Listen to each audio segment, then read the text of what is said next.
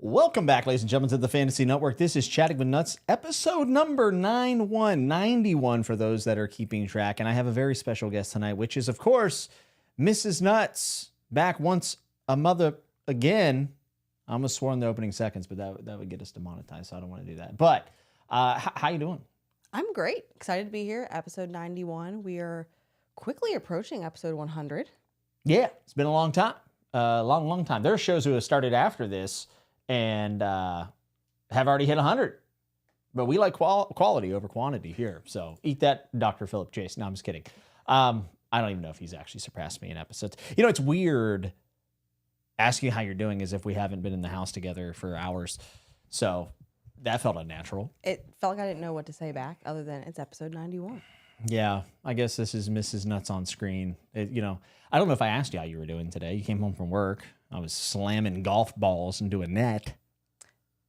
That's basically been every day I came home from work this week. What are you trying to say? You swing a lot of golf clubs. You think so? I do. Yeah. Oh, weird. Would you say I have a hyperfixation issue? I mean, I would say you get very passionate about things you're interested in. Okay. That's a nice way of saying that I probably have autism. That's very nice of you. I mean, I really like to golf too. Yeah, but you don't swing until your hands are completely ripped. No. Yeah, it's a problem. It's how I am with a lot of the stuff I like, though. I don't think that's necessarily a bad thing, though. You deep dive into what you enjoy. And then most of the time, I also get to benefit from that because you teach me something. I try. You're not the best student. No, I don't always take your instruction well, and then you'll tell me to practice more, and I don't. Yeah. And then I wonder why I'm not getting any better, and you are. Yeah, why don't you listen to me more? Oh, no. I started the poo song on my phone. That was not intentional. Yeah, I mean, you don't listen. You don't listen to any of my recommendations, That's not true. Which is fine. But it took me we've been together 11 years, 10 years, 10 years. 10 years. Took you 10 years to read Game of Thrones. Hey, but how long ago did you read Game of Thrones? Shorter than that. I mean, here's the thing. I'm not going to hold it against you because you've at least done it. Okay. I did. I finally read Game of Thrones. You did. This is where you praise it. You fill the air with praise. I'm just kidding. It was absolutely amazing. I did audiobook and I read some of it. I preferred reading it, but the audiobook was not bad. Reading was fantastic, though. I frequently found myself comparing it to what I know about the show. Not in a bad way. Right. I just trying to is that how it happened in the show? And then what really caught me off guard is there are things that happen so quickly in the show, and I did not expect it to take almost the entire first book for it to happen. Yeah, there's a lot to set up there that you don't get for free, right, from a video camera. Now, you watched the show, but you only watched up to season 4, and you also have seen the last season. Yep. I think we've talked about this before, but it was a very passive watch for the most part, right? Yeah, I watched it, but I wasn't deep diving into it, taking notes. No. I was just watching for fun. Yeah, I mean, the show's great. But I wanted you to read the books. And you did audio for some of it. So give me, by the way, folks, for those who are wondering, we're talking about plenty of other stuff tonight, but I really wanted to bring up this topic because I've been trying to convince Mrs. Nuts to read this for a very long time. And I was very curious to see how she felt. And then maybe I'll talk a little bit how I felt about Fourth Wing because you got me to read that. And obviously it took its lumps in the last wrap up. So I gotta get your thoughts. We'll talk about it. Yeah, that's fine. But we will talk about other things, and we're not going to talk any spoilers unless if we really want to, and then we'll just give a warning. So don't feel like that you need to dip out if you haven't read a book that came out 30 years ago at this point. But what did you think of Roy Detrice as an audiobook narrator? So I feel like if I would have tried this audiobook earlier in my re-entry into reading and then getting into audiobooks, I likely would not have enjoyed it. What? But it's not for why you think. Maybe it is. I had this connection with audiobooks that just reminded me when I was in high school and you'd go to class and they'd play these audiobooks. The book on tape. And it was the same monotone, droning male voice. And I could just not pay attention. But I've started trying out different audiobooks. I've got into it. So now I feel like when I listen to them, I realize they're not all like that. And Game of Thrones was not like that.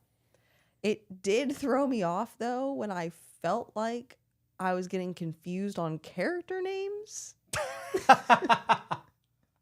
And I didn't know if I had just forgotten an entire character. Like I don't know, like halfway through the book, maybe I got into audio halfway through the book. I always known Bran as Bran. And then suddenly started talking about Brandon. And it took me a long time to be like, who's Brandon? Now, there is another Brandon Stark, but yes, Roy is just randomly calling Brandon. Yes, it was talking about Bran. I went back, flipped open the physical book, and was like, this is not the same. Other than that, though, it was good. I liked it. Okay. The biggest issue I have is I typically listen to an audiobook when I'm doing other tasks. And I felt like there was so much you could consume and should know about the story that I was afraid I was missing details by listening. Yeah, that's fair. I always feel that way when I first read like fantasy. Yeah. I always feel like I'm going to miss something. And also weird names and such, right? I mean, it's tough. Andre wants to know, Jimmy, have you done the whole series on audio? I have before, yeah. I have. I like Roy. It gets really bad in the last two. The last book's really tough, but he was literally dying when he recorded it. It was like the last thing he did, I think. And he's obviously dead now. Rest in peace, Big Roy. But you would be in the popular opinion of thinking Roy's not the greatest because the internet hates Roy very much. I don't feel like I think it was as bad as the internet. You're glad made he's it dead. seem, though. No, I didn't say that. You're glad? No. No, just say it. It's fine. He was fine. I just also personally prefer like a cast in audiobooks. Talent. No, Consistency. not talent. Glad he's Pronouncing dead. the Wow. names. No, that's not what I said. Glad I he's liked it. Terrible. It's awful. Just saying. That's not how I feel. Do not take that away from this. What would your parents think? Hearing you be happy about someone dying like that? I mean, that's terrible. They'd be really confused on me listening to an audiobook. Yeah, you're right. You're right. Oh, hello, Joanna. Joanna says, hello, Mr. and Mrs. Nuts. By the way, someone asked earlier how my surgery went. It was a success. The cheek portion where they removed that tumor out of my cheek was definitely the worst. And as you can see, I still have a lump in my cheek. I'm hoping it goes away. Because if I went through all that to still have a lump, arguably bigger lump in my cheek, I'll be in the news. Okay? No, it's going to be fine. I'm going to be in the news. It says 4 to 6 weeks for full Booktuber recovery. loses it. No. Seeks vengeance for lump on face. 4 to 6 weeks for full recovery. Taken in by many police. We've made it like 1 of 4 to 6 weeks. Looking at 20 to life. Possibly. We're not doing that. I don't want a lump in my face. Your surgeon was great. Nice guy. He missed something. There's a golf ball in my face. He gave you clearance to eat cheeseburgers. He did give me clearance. That was the first question when I came out from anesthesia. Yep. I said, can I eat cheeseburgers? And they said, yeah. I said, okay, we're good to go. But not on day 1, and you had to eat ice cream as your first meal instead. Yeah, it wasn't the greatest thing. Andrew Krause says, Jimmy's guessed the brains behind the Fantasy Network. That is true. Mrs. Nuts is responsible for pretty much all the thumbnails and graphics and everything that you see. She's taken up a big portion of the effort here on the channel as it becomes more of our thing rather than just my thing, which is nice. Very nice. Thank you. Although I still think you are the brains. I will just do some of the technical behind the scenes stuff. With this big ass head, I better have some brains in there. I'd agree. Look at this 5 head. It is not a 5 This is head. my bad side. This is No. insane. No. It's not good. So Song of Ice and Fire, you read it. Yes, But you're in Clash of Kings now. I am. I have 48 pages to go. Wait, really? Yes. Why didn't you finish it before this? I don't know. How do you stop 48 books left? Or 48 pages left in the book? I don't know. I feel like the last 2 nights, I haven't read it all, actually, this week. I haven't picked the book up once. It has nothing to do with the book itself. This just happens to me. I don't know. I just think that the Battle of Blackwater is absolutely perfect. So I'm a little insulted that you would stop. Are you liking Clash of Kings more or less than Game of Thrones? Ooh. I think a little bit more. A little bit more? Okay. Yeah. Okay. I I like really it more as well. I feel like there's a difference because like a Game of Thrones is that like core piece of the show that I remember. So there's like that callback. I feel like I'm familiar with the story. But when we got to Clash of Kings, there's more pieces that I feel like I didn't know. I'm also surprised at the characters I like more in the books than I did in the show. Okay. Okay. What would you say if you had to pick the biggest difference, early on in the show or whatever compared to the books? What would it be? Who would it be? As far as like my perception of a character, Yeah. I like Sansa way more in the books than I do the show. So based. So very based. Sansa gets so much hate. Do people hate 10-year-old girls? I mean, they're 10-year. I know everyone hates 10-year-old girls. Her characters in the book though is fantastic. Even within the first, I'm not technically done with the second book. That's why I married the her, first folks. 2 books. I don't think she has any chapters left though at the end. No, I don't think. Well, I'm pretty sure I looked through. I don't think I think I read past her. I don't know. We'll see. Okay. I think her and the books is so much better than the TV show. I was among that opinion in the TV show. I did not like her. Couldn't stand her. God bless Sophie Turner. Oh, love Sophie Turner. Stan Great. Sophie Turner. She did so good. I didn't like her character. Oh, well, I don't know if that was the intent. Christopher Warman says, love Mrs. Nutt's framing. Looks like she's wearing Bobby B's crown. I like that quite a bit. People are saying I'm being over dramatic. How queen. dare you? Matt says, I came for cool sunglasses, but disappointed. We definitely should have wore our sunglasses. So I thought about that, but the problem is I lost those sunglasses. You are good at that. Devastated. Yeah. I will not buy expensive sunglasses because I lose them or break them. You're being called the greatest of all time. Derry says that you are the heart of the channel. Mrs. Nuts is the voice of reason. I believe that StoryTube is calling me tick-headed, which is rude. Oso says, my niece has a 5 head and she hates it. Well, I have a 5 and 6 head and I don't like either. No, everyone grows into it. It's fine. Cloud Blue, Embrace it. What's up? Good to see you. Said, finally reading Game of Thrones is off to a great start. Amazing series of books. Absolutely. Absolutely. Britton says, was Bobby B your favorite character? Why or why not? No. Did you feel his representation in the book was different than in the show? Or Yes. Okay. Yeah. Okay. I feel like they made him more of a standout character in the show than in the books. Yeah, I see what you mean. Yeah. I mean, Mark Addy's just a fabulous actor. Maybe that was part of it. Like he was so memorable in the show. And I'm not saying he wasn't memorable in the books, but there was so much else going on around it. I don't want to say his character got lost, but it didn't feel as impactful as the show to me. Yeah.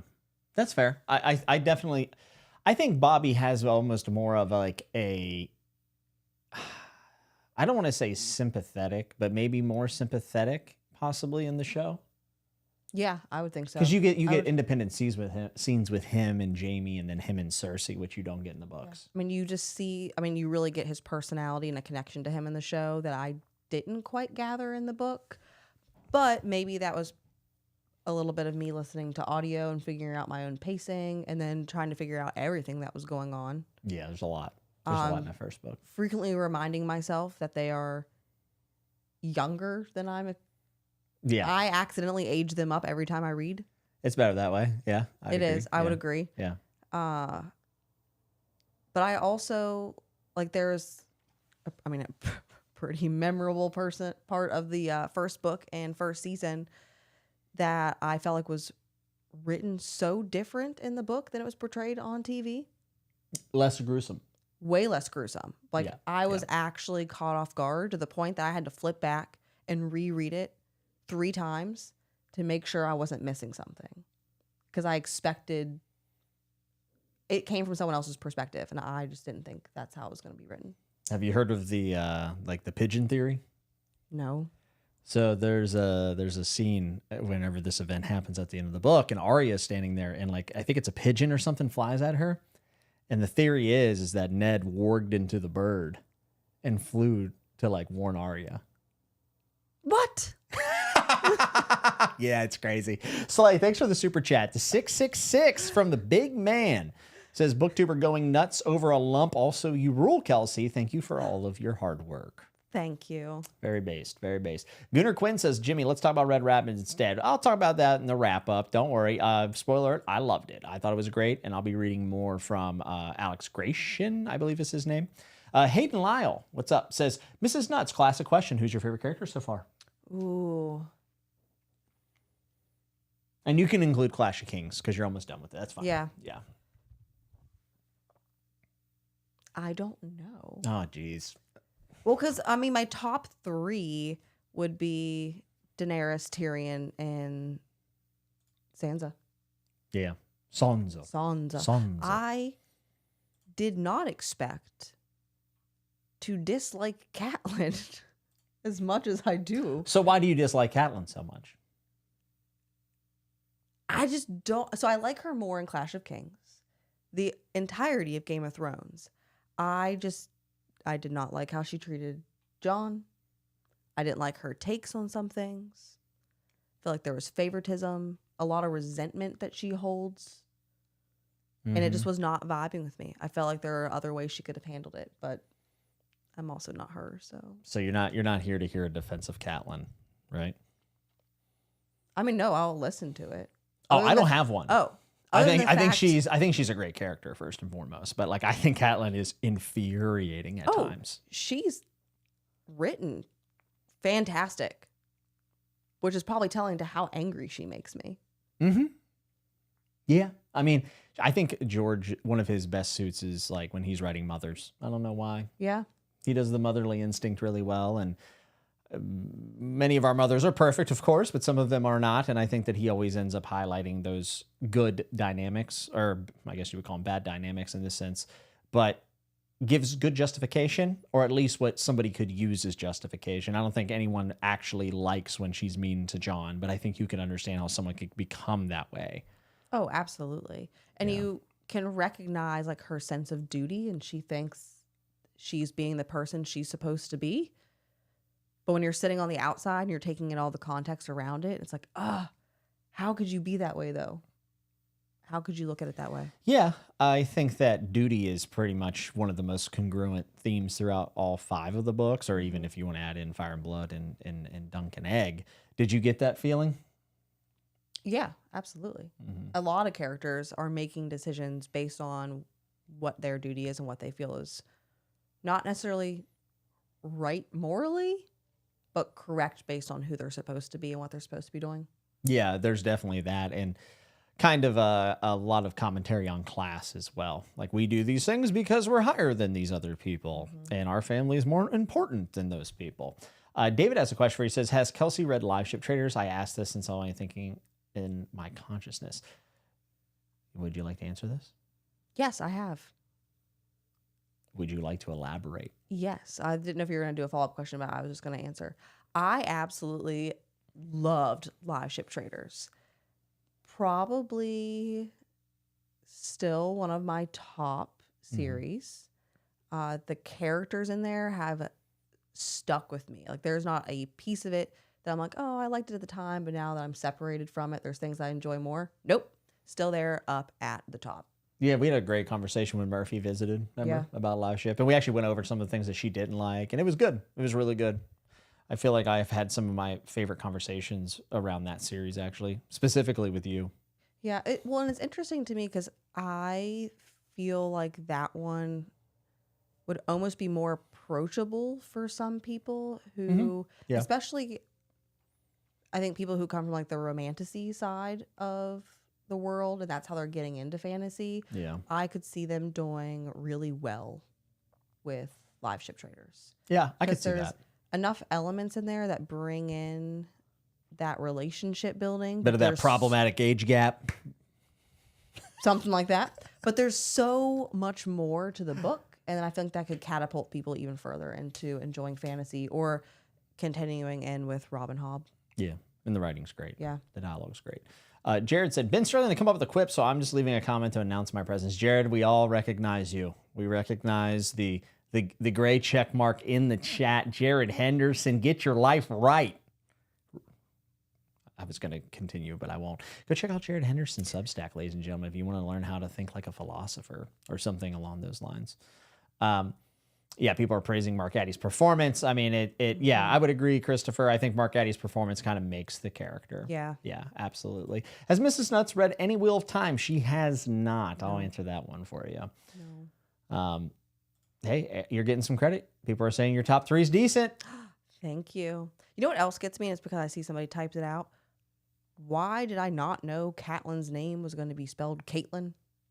I mean, yeah, it's probably Caitlin, but I just call her Catelyn because I've listened to Roy so many times call her Catelyn. Well, I mean, it has to be Catelyn now, but it looks like Caitlin, and it threw me off when I first started reading. Yeah. I'm giggling the more you say duty. Yes. It's all about duty. Duty. Live Ship does have amazing villains. I would agree with that. Oh, they are so good. Yeah. Like, I actually think that is a trilogy I would reread because there's so much that happens. And after I got to the end of that portion and realized where things started to come together, I want to know what bits and pieces I missed earlier on in the books because I didn't know what was coming at the end. Mm-hmm. And even you were like, do you realize what just happened? Like, no. Yeah, I mean, there's definitely a lot to be said for a reread, I think. So you brought up Romantasy, which we'll kind of talk about in a little bit. But was there anything romantic-wise in A Song of Ice and Fire so far through the first 2 books that you liked or disliked? I mean... Like Sansa and Joffrey, obviously, like a couple made in heaven. I mean, it's beautiful. You would think that they were setting them up for enemies to lovers. Oh, there will be that. There will be that. Forced proximity. Forced proximity sounds like a crime. Yeah. It sounds like you get a ticket on a playground and then you can't, It's not a crime. It could be. It could be. It depends if you're on the dark romance side or not. Oh, what's the difference between romance and dark romance? Dark romance has some questionable themes depending on how deep you go. Like what? What do you want me to say? Oh, we're live. You can say whatever you want. I can't say whatever. Just say what you want to say. No, I mean, they're just darker themes. Are you into that? I read Romantasy. But do you like dark romantasy? I mean, I guess I've read a couple books that would edge that direction. So some of them. Edge, you say? No, I said it edged that direction. Oh, okay. Interesting. So what did you think about the romance of A Song of Ice and Fire? I'm very curious as a romance reader. Like, what do you make of Cersei and Robert Baratheon's relationship, for instance? Oh, I mean, it's extremely entertaining because it is wild. It almost like if you exclude where Cersei's secondary relationship is, there's like a time where you like level set with her and you're like, maybe I could see why she's unhappy and would want something else. But then you get to know her and you realize what that other love interest is. And you're like, nah, that might not be it. That might not be the way. Would you like to see Jaime and Cersei end up together? No. Why?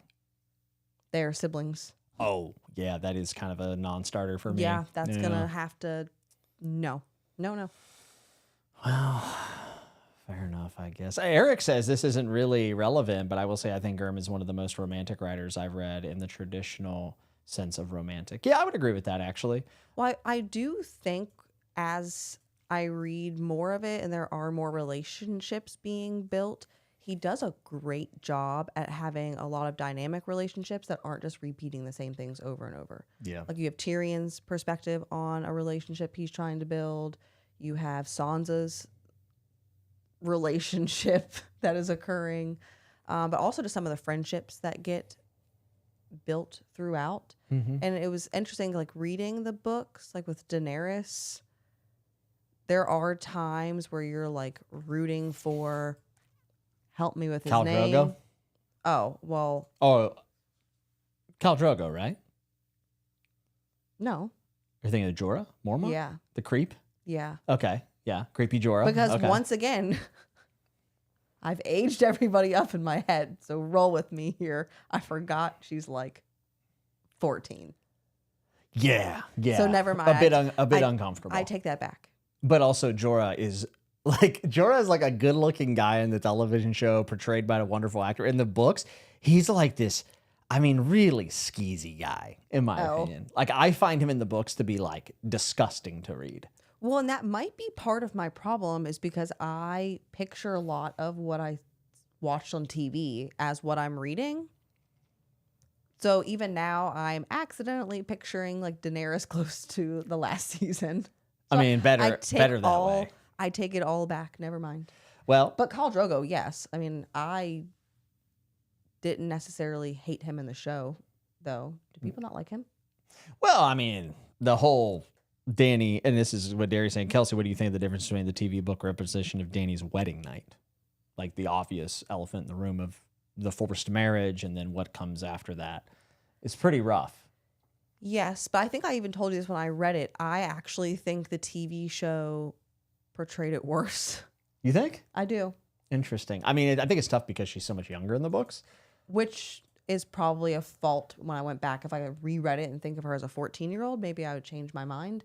But it actually felt less graphic and... Yeah, so I think what George was going for is like it, because like the whole thing is like she does it, it's uncomfortable, and then eventually she kind of like owns it and then like gets on top. And it's like the most awful way of being like coming of age. like it's just not good. Like I mean, it's my favorite series of all time. But like the idea of like it, that's how she shows her agency and power. Now you could make an argument that was the only way she could do it in that moment, but I don't like it. Yeah, and I struggle with that scene because there is like a piece of me that's like, cool, women should own it, feminism, let's go. But then she's 14, and I'm like, there's just there's like many other ways to do that. Yes. Yeah, I mean that's the problem. It didn't need to be that. That felt like.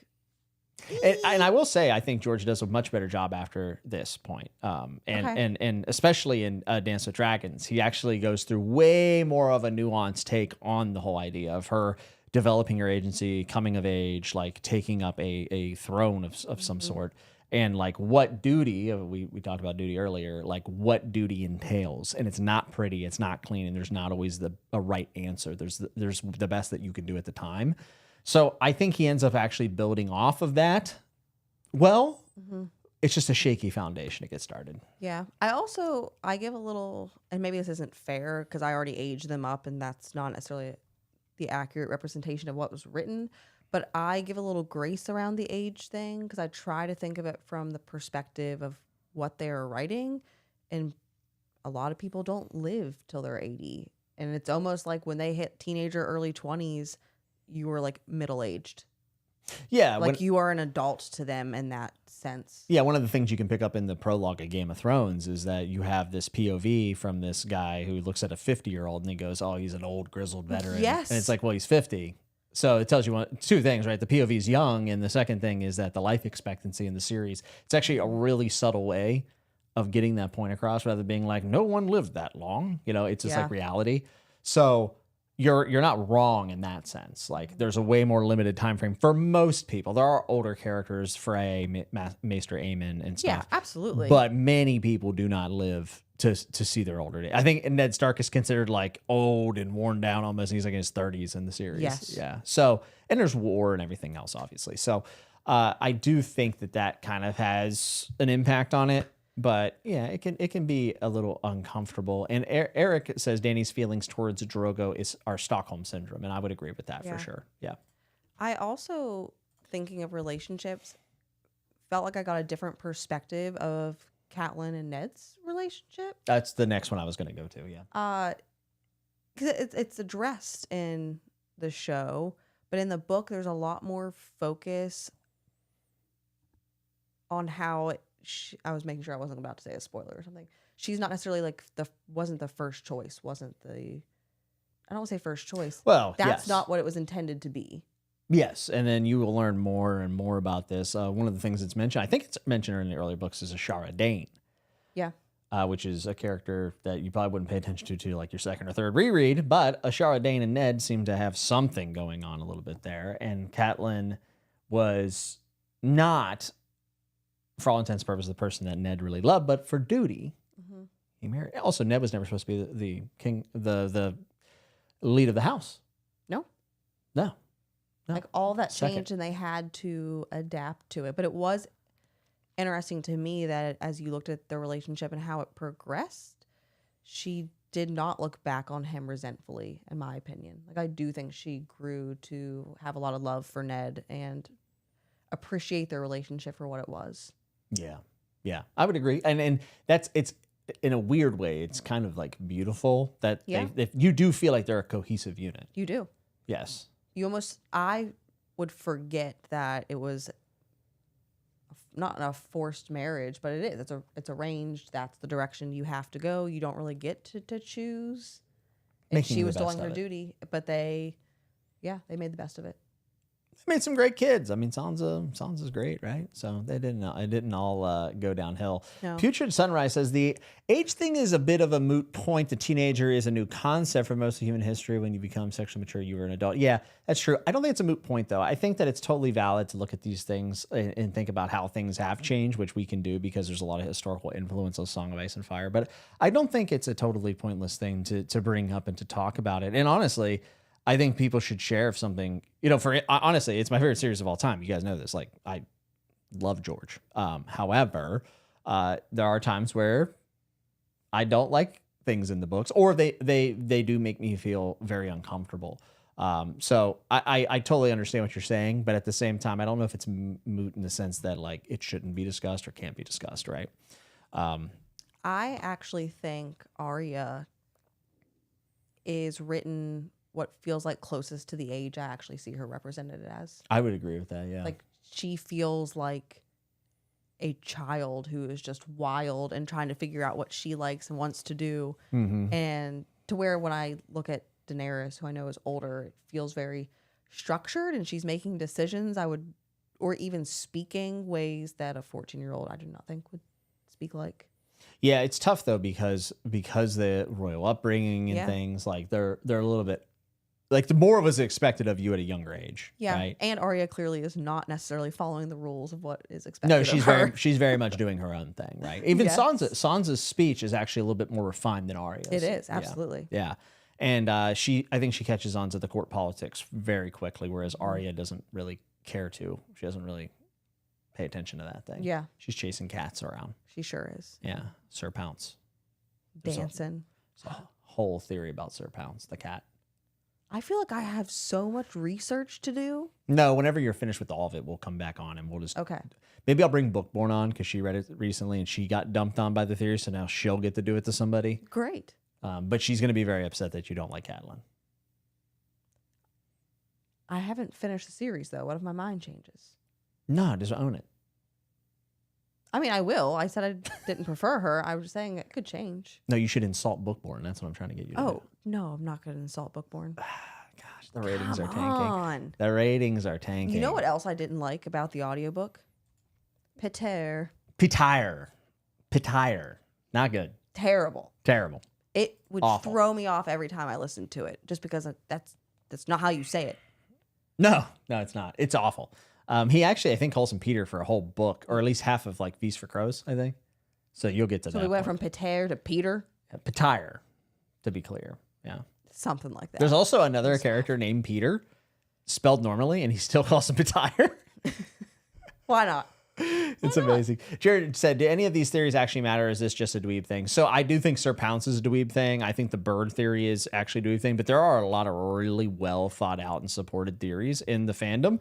For instance, there's certain parentage that's extremely important to the series, was all theorized way before there were really any hints, or the TV show eventually gave us that piece of it.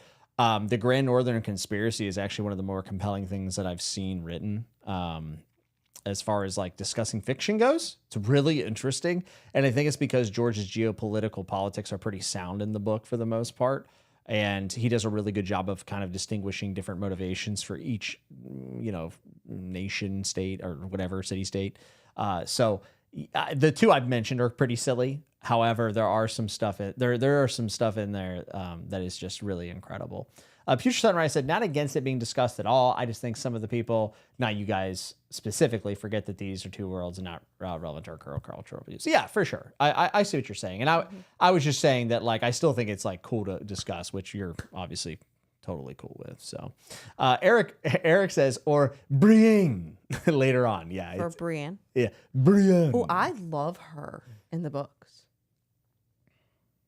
Do you? Wait, Yeah. you didn't like her in the show? She was great in the show. Well, no, I did like her in the show. I just wasn't sure how she would come across in the books because everyone's felt like slightly different from what I remember from watching. Yeah. I love watching the dynamic between her and Catelyn. Yeah, it's pretty good. And I think that Catelyn has a lot of respect for Brienne, even just based on like the fact that she's trying to be a female knight. Mm-hmm. It's pretty good. I think that one of the best parts about A Song of Ice and Fire is that he does a lot of really great, strong female characters in various ways. Not just like, I'm a girl that beats up dudes, which is like very, you know, whatever. It's cool, but it's been done to death. And I actually think Brienne's like one of the more compelling, like strong females, like physically strong females that I've read. And I would agree. And it's not only that he like addresses it and embraces it, but it didn't feel forced or pushed. Like, we just threw her in there because it's a female knight. Mm-hmm. It felt very natural with enough resistance to it that it, I don't know, it flowed really well. Yeah, and also Brienne ends up, like every other character, not being extremely all good or grace. Like, Brienne is very prickly at times for good reason. She's gone through, she puts up with a lot of shit. But also, with her and Jaime's relationship, which you'll get way more of in the next book, but there's a lot of projecting going on that I think is really interesting to talk about, but we'll probably be able to talk more about that after like Feast for Crows. Yeah.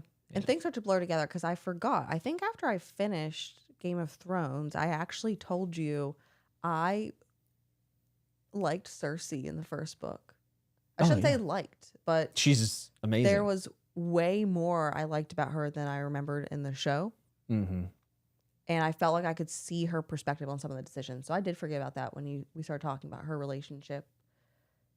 I liked her a lot more in the first book.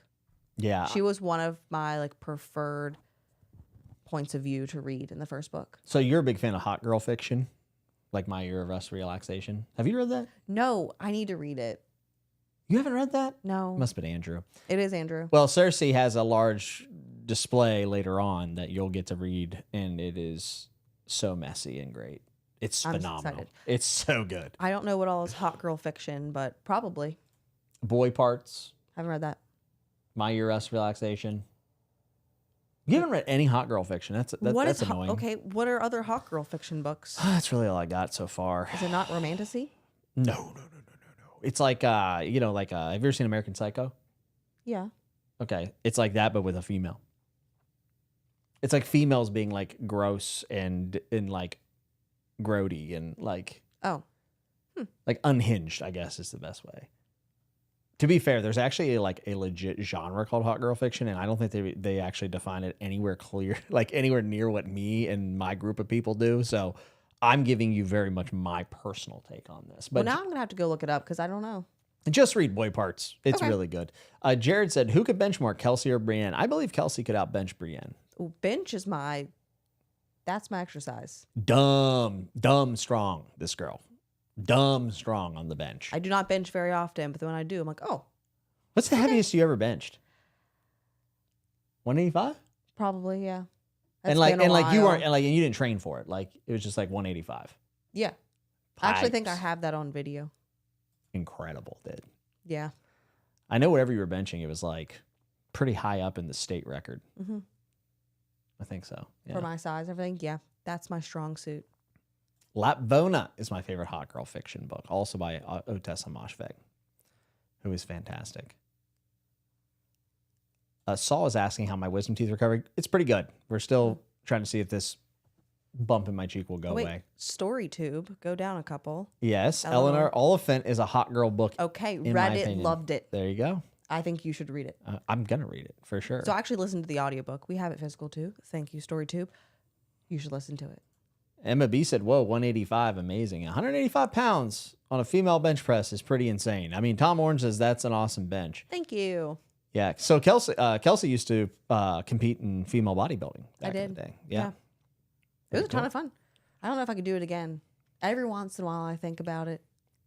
You could do it if you wanted to. Yeah. Just not very healthy. Jinx says, is Jimmy wearing a Maryland flag themed shirt? I'm wearing a Guinness Maryland themed shirt. It's pretty cool. It is really cool. Yeah. I like it quite a bit. I like we Guinness. We love Guinness. We do. It's just not that good in the United States, unfortunately, comparatively. So you did some A Song of Ice and Fire, and now you had a plethora of choices, because I started thinking about how many editions of Game of Thrones do I have, and it seems to be. How many do you have? Well, let's go to the numbers. So, which one did you actually read? Because I have the mass market paperback. This is my favorite one to actually sit down and read. That's the one I read. This one has been through the ringer. And I would disagree. A Clash of Kings, that version of Too books big? I have, I like way better than this. Okay. So, mass market paperback. That's one. Okay. One. Now this is the new one. This is the newest edition. These are the ones going forward, which are. They come in a box set, or you can get them individual. They're phenomenal. I really, really love them. You can't see it, but it appears to be either, say, Corrin Halfhand maybe, or Jon Snow walking up at a snow wolf's head, which is pretty amazing. And they have great spines, great topography. They kept the topography from the original series, which I appreciate because I really like it. And this is the one you read the most of. This is the one I'm reading Clash of Kings in. Okay. And I love it because it's so floppy. And it will just stay open, but I'm not breaking the spine. So you prefer the book to be big and floppy? I prefer them to not be this sized. Okay. I don't like how dense this feels. There's a joke there somewhere. Yeah. I love this. I think this is one of the most comfortable mass market paperbacks to read. I really love them. Yeah. No, not for me. Well, you haven't read enough mass market paperbacks because these are super high quality. That's fair. All right. What I else like do we got? this. Could I interest you in a little book? Hello. All right. So Game of Thrones. I wanted to finish singing it. This has Gurm's initials on it. It's like a little Bible version, a little pocket. You're on the go. The text is, smaller than my IQ, and I cannot It does look like a little Bible. That's the idea. Yeah. Wow. They actually have a whole set of them, but I only have it in the first one. You did not offer to let me read that one. You could have. If you didn't like the mass market paperback, there's no way you would even like it. There's no way. Oh, wow, this text is tiny. Wait, confirm that the upcoming books will be in this style. Yeah. No, they're already out. Yeah, you can go get them. Oh, I do have the illustrated edition. So I have 7, actually. So the other one, it's back there. It's the illustrated. I'm not going to grab it. Do you want me to get it? Nah. Okay. They'll be fine.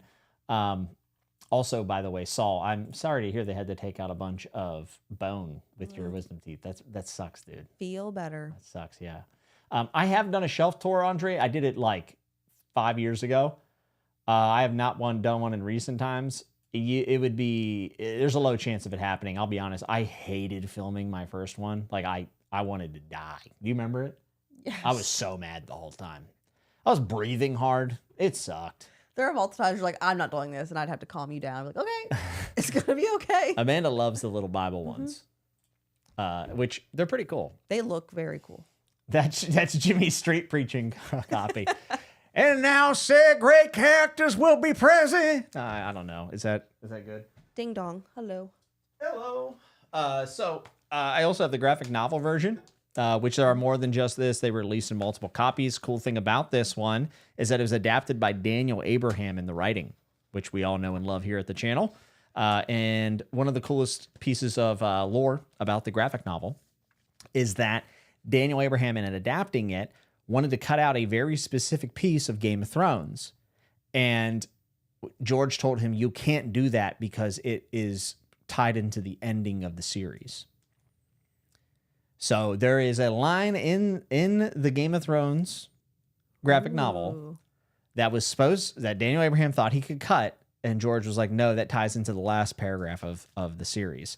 So it's worth reading over if you're a super nerd like me. I'm going to be honest, I actually don't really like the art direction of these. Have you ever seen it? No. Here, look through it. Okay. I'm not a huge fan of the art direction. It just doesn't.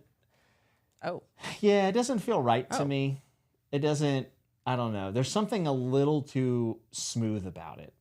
Does that make sense? I mean, it's amazing art. The artist is phenomenal. It Who just is doesn't. that? I think that's Ned Stark. It looks like Jesus. Yeah, I don't like the style for me, personally. Wins a winner this year? No. Sorry. I wish. I'm not a doomer, but I don't see it happening. Do I have the TV series tie-in covers? No. So the only editions of Game of Thrones I'm really interested in now are the Misha Merlin, which I'll probably never be able to get ever. And I also, ironically, do not have a first U.S. hardcover. It's very strange I don't have it, but I do not. So it must be an incomplete line. That's pretty good, DK. I mean, I do feel like you bought these really floppy ones specifically for me, so I didn't touch any of your other books. Yeah, I mean, that's fair. I mean, there are certain ones that I don't let go around. Like I said, I do not have the illustrated edition over here, but it's back there, like right behind Miss Nuts' head. Orange. It's the orange one, yeah. And this is the Folio Society one. I actually have a full folio tour of all the editions that they had, except for Dance of Dragons. It wasn't out at the time, and now Fire and Blood's also out, which is right here. So you can go check that out. The folio, I know that they don't hold value like a lot of the other collector's editions. Like not necessarily hold value, but like they're not as sought after. Like serious book collectors usually kind of like laugh at folio or whatever. I don't really care. I love folio. I love the binding of this book. Have you ever looked at these? Yeah. Yeah, when I first got them, they're phenomenal. Amazing. Big fan. And then the last one I have. How many are we up to? I have seven copies of Game of Thrones. This is the Subterranean Press Game of Thrones set, which is pretty insane. These are beautiful. Yeah, they're pretty insane. They are not the Misha Merlin. This is the second run that they did. It's still first edition, but the first ever sub press was by Misha Merlin, and I do not have those. As you can see, Daenerys in the fire, and then King's Landing over here comes in a split edition, and these are two of my favorite earthly possessions. I also have Clash of Kings, which I guess I could have brought up, but my favorite of the what's your favorite one? Just looking. Probably those. You think? Yeah. Mine's actually the folio. Really? Yeah, I like the folio more. Yeah. Also, I'm trying to get this. Oh no! It's all good. It's only a lot of money. Really been into collecting the old cheesy covers. Those are my jam. Yeah. Did you know the old cheesy covers, they actually had one for Feast for Crows, but then it got taken out. But they printed, I think Library Ladder told me, if you can't get it in, it's fine. But Library Ladder told me this, that there was only, I think, 400 or 500 of those covers for Feast for Crows. And I actually have one. I bought the cover, and it's in a like a roll-up poster thing. But they're very rare. There's only like 400 or 500 of them. And most of them are probably destroyed because it's, a random hardback, a dust jacket. So couldn't get it in. No. It's all right. We'll get it. We'll get it after. They're a little snug. Yeah, so we have a lot of editions, but I only had one to choose from, and then you just bought me my own box set. And yeah. Well, I wanted to get them anyways, and I said, those are perfect. You can read them and do whatever you want with them. It was nice, because No I would pressure. be afraid to take or open some. I'm a little particular about my stuff. Correct. Yeah, I'm not a very materialistic person, but I do like book collecting, especially stuff that I find, enjoyable. Brent said he's collecting the illustrated editions. Just so you know, they actually did announce they're doing Feast. I think it'll be out by Christmas. So Feast is finally coming. Was not super thrilled with the third one's illustrations, but I'm glad to see that it's continuing. It is kind of funny because I never really paid attention to if people like cracked spines or were rough on their books. Like I dog ear page, I didn't care. Don't do that anymore. We keep all of our books in really nice condition. And I didn't really think about it until recently. I loaned someone a book. We kind of swapped books on. She gave me one that she thought I would like for a Romantasy. I gave her a book. I picked it up and she texted me and was like, "Oh no, I just realized that your book looks like it's never been touched. And I gave you one that looks like I threw it into a lake and then drove over top of it 5 times." I'm pretty hard on book. I don't necessarily care, but like there's obviously like I bought that sub press edition, like. Yeah. For a reason, Claude Boom said, do you know what sentence it was in the graphic novel that relates to the end of the series? No, nobody knows. Daniel Abraham just like randomly dropped that in like an interview or something. And everyone's like, wait, what? And everyone went out and bought the graphic novel. But it's hard. I think it probably is something when Tyrion's talking about like pissing off the end of the world when he's at the wall. I have a feeling it's that. I hope it's that. That's amazing. Oh, it's such a good line. God, Tyrion at the wall rules. Tyrion is such a great character. God. Liked him in the TV show. Love him in the books. God, he's so good. He's So probably my good. favorite character of all time, like in all fiction. I mean, I'd have to think about it, but he's certainly on that list. he's so well done. David says, Jimmy, how much would you pay for a Game of Thrones arc on eBay? I'd pay with my life, David. No, he would not. We can't do that.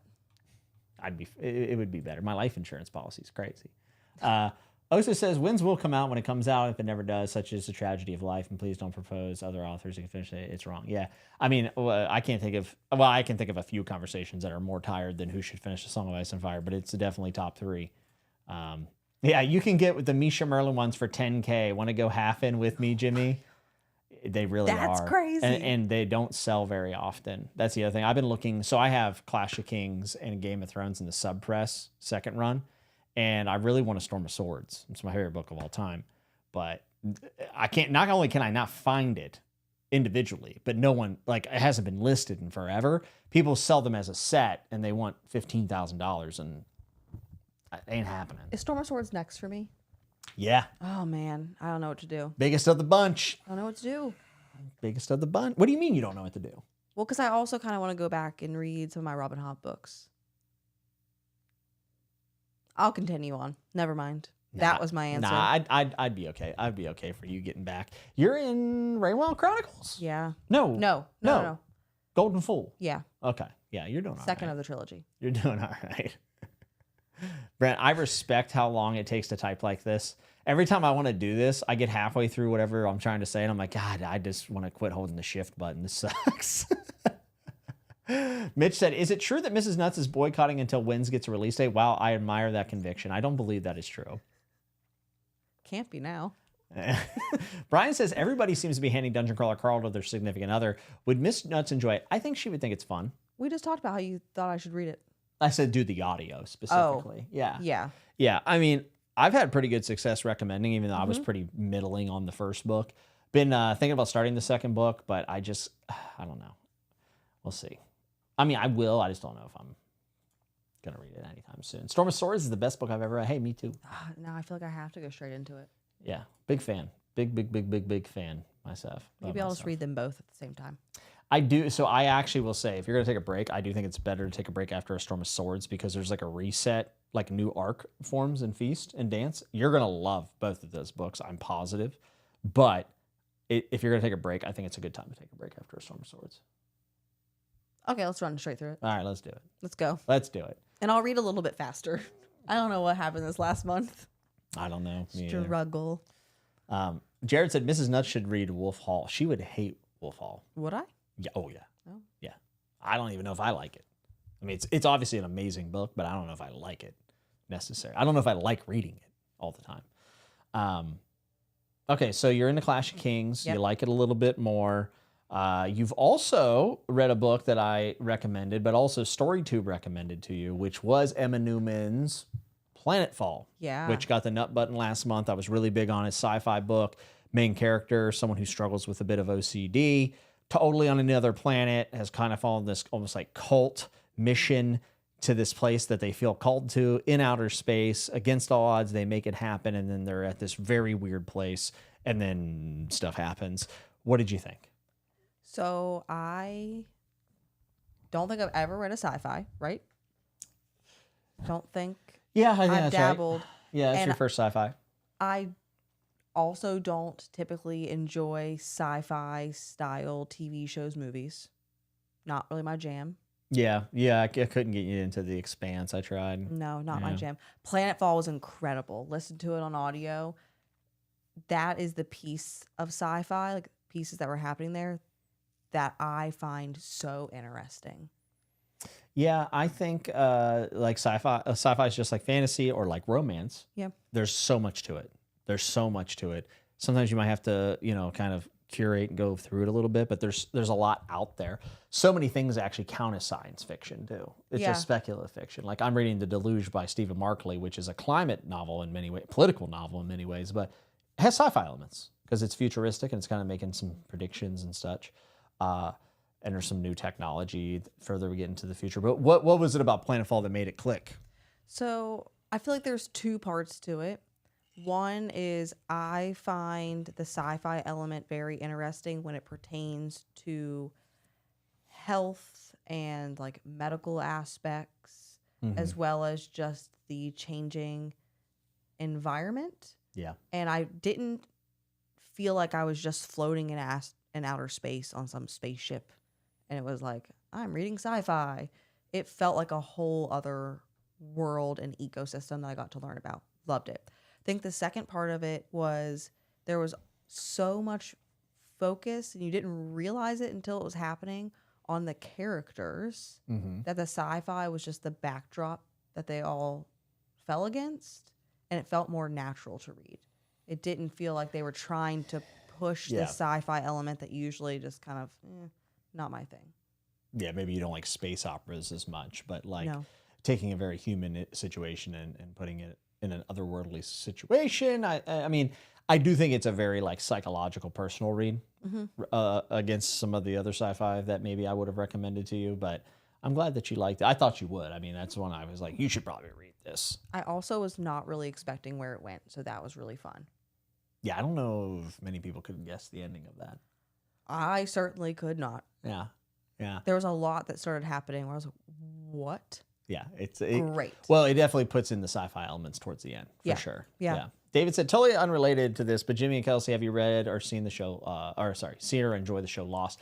We have not, but we do watch From, which is on MGM Plus, and it's from the creators of Lost, and it's a very similar situation. I think the premise is a little bit cooler.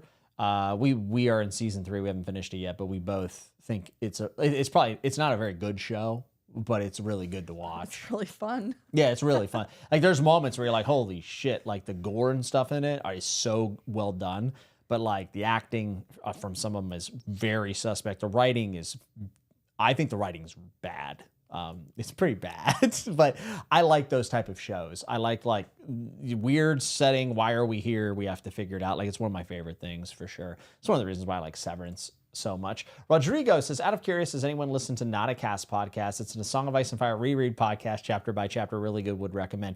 You know what I would recommend over that, Rodrigo? My A Song of Ice and Fire podcast called Bend the Knee. Bend the Knee. Which is chapter by chapter with Sir Matt.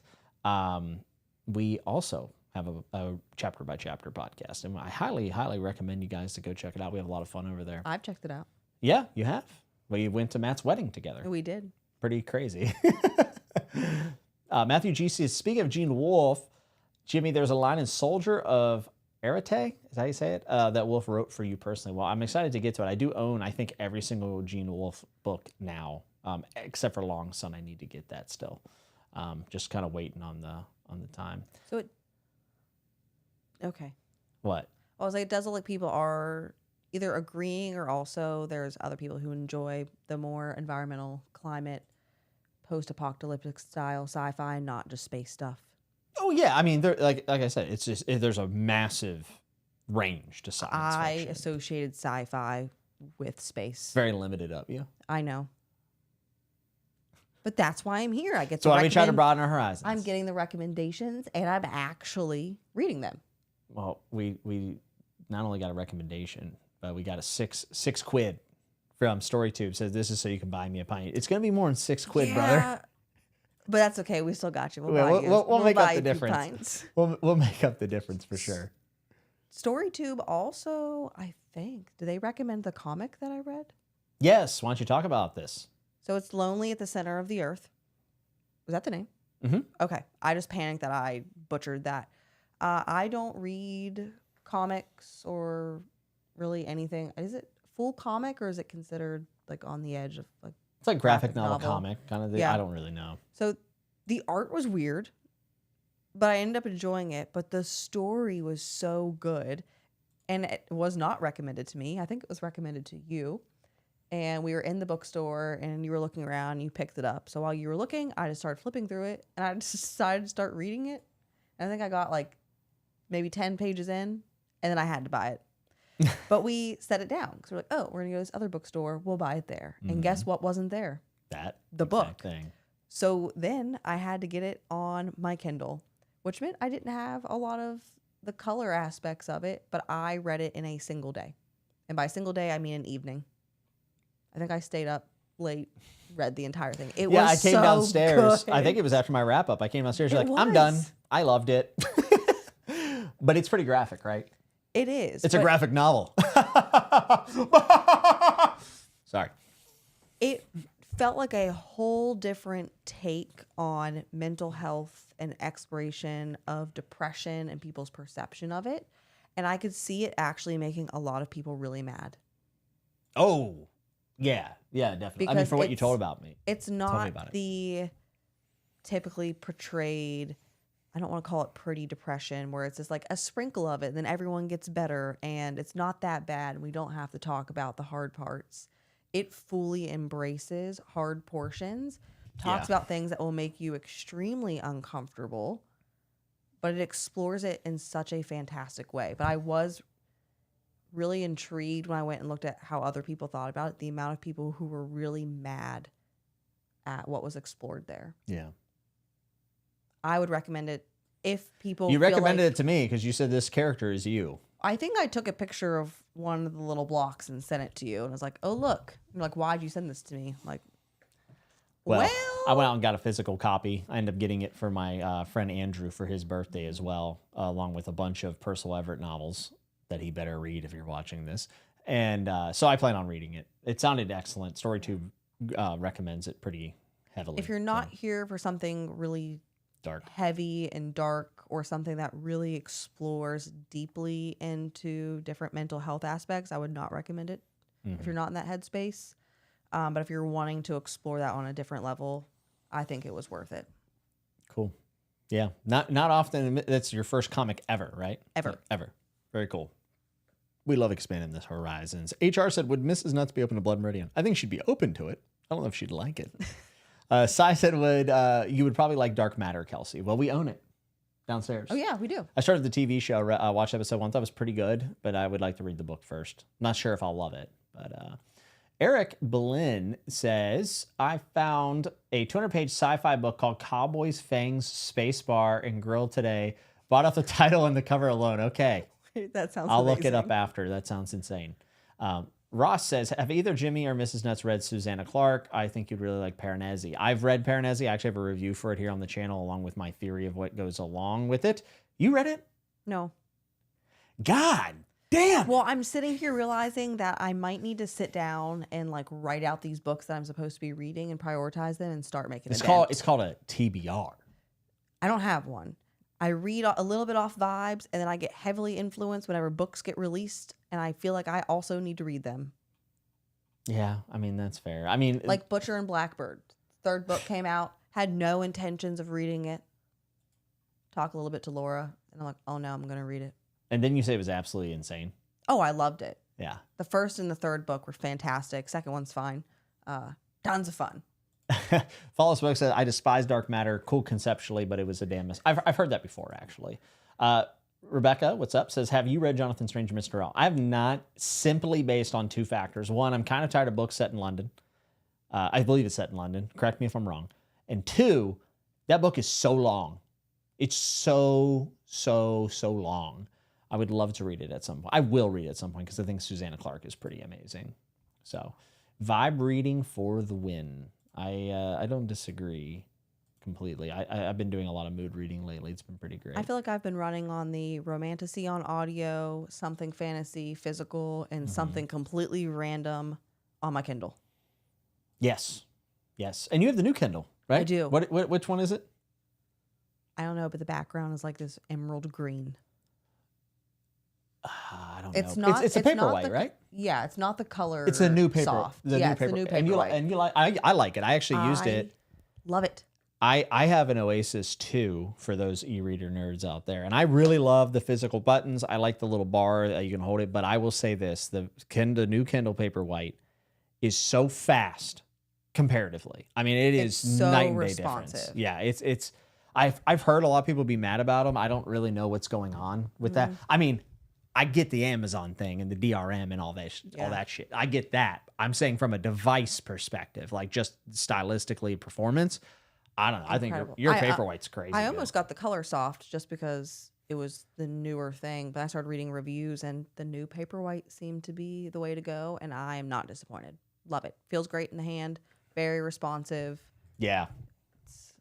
It's a win. I haven't had a Kindle since I probably had one of the original Kindles. You did. You had the original. It used to be in your bedroom. Yeah. I remember it. Yeah. And then I just didn't really go back into getting books in that format because we have so many paper books. I was like, I should probably read the physical book. We're trying. But now I like to do all three.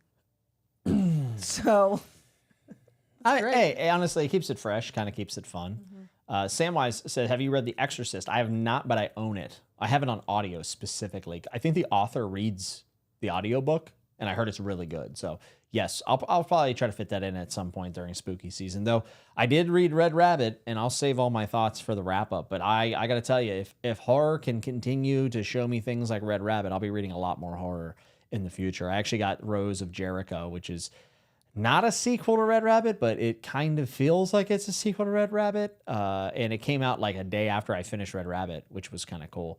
So I picked that up. So hopefully reading some more horror this year. the other thing I like about the Kindle, and then I'll stop talking about the Kindle, is I can use Libby more. Oh, yeah. I mean, Libby is because there's a lot of books that game changer. I will randomly read that you will never read, and I do not need a paper copy of them at all. Like what?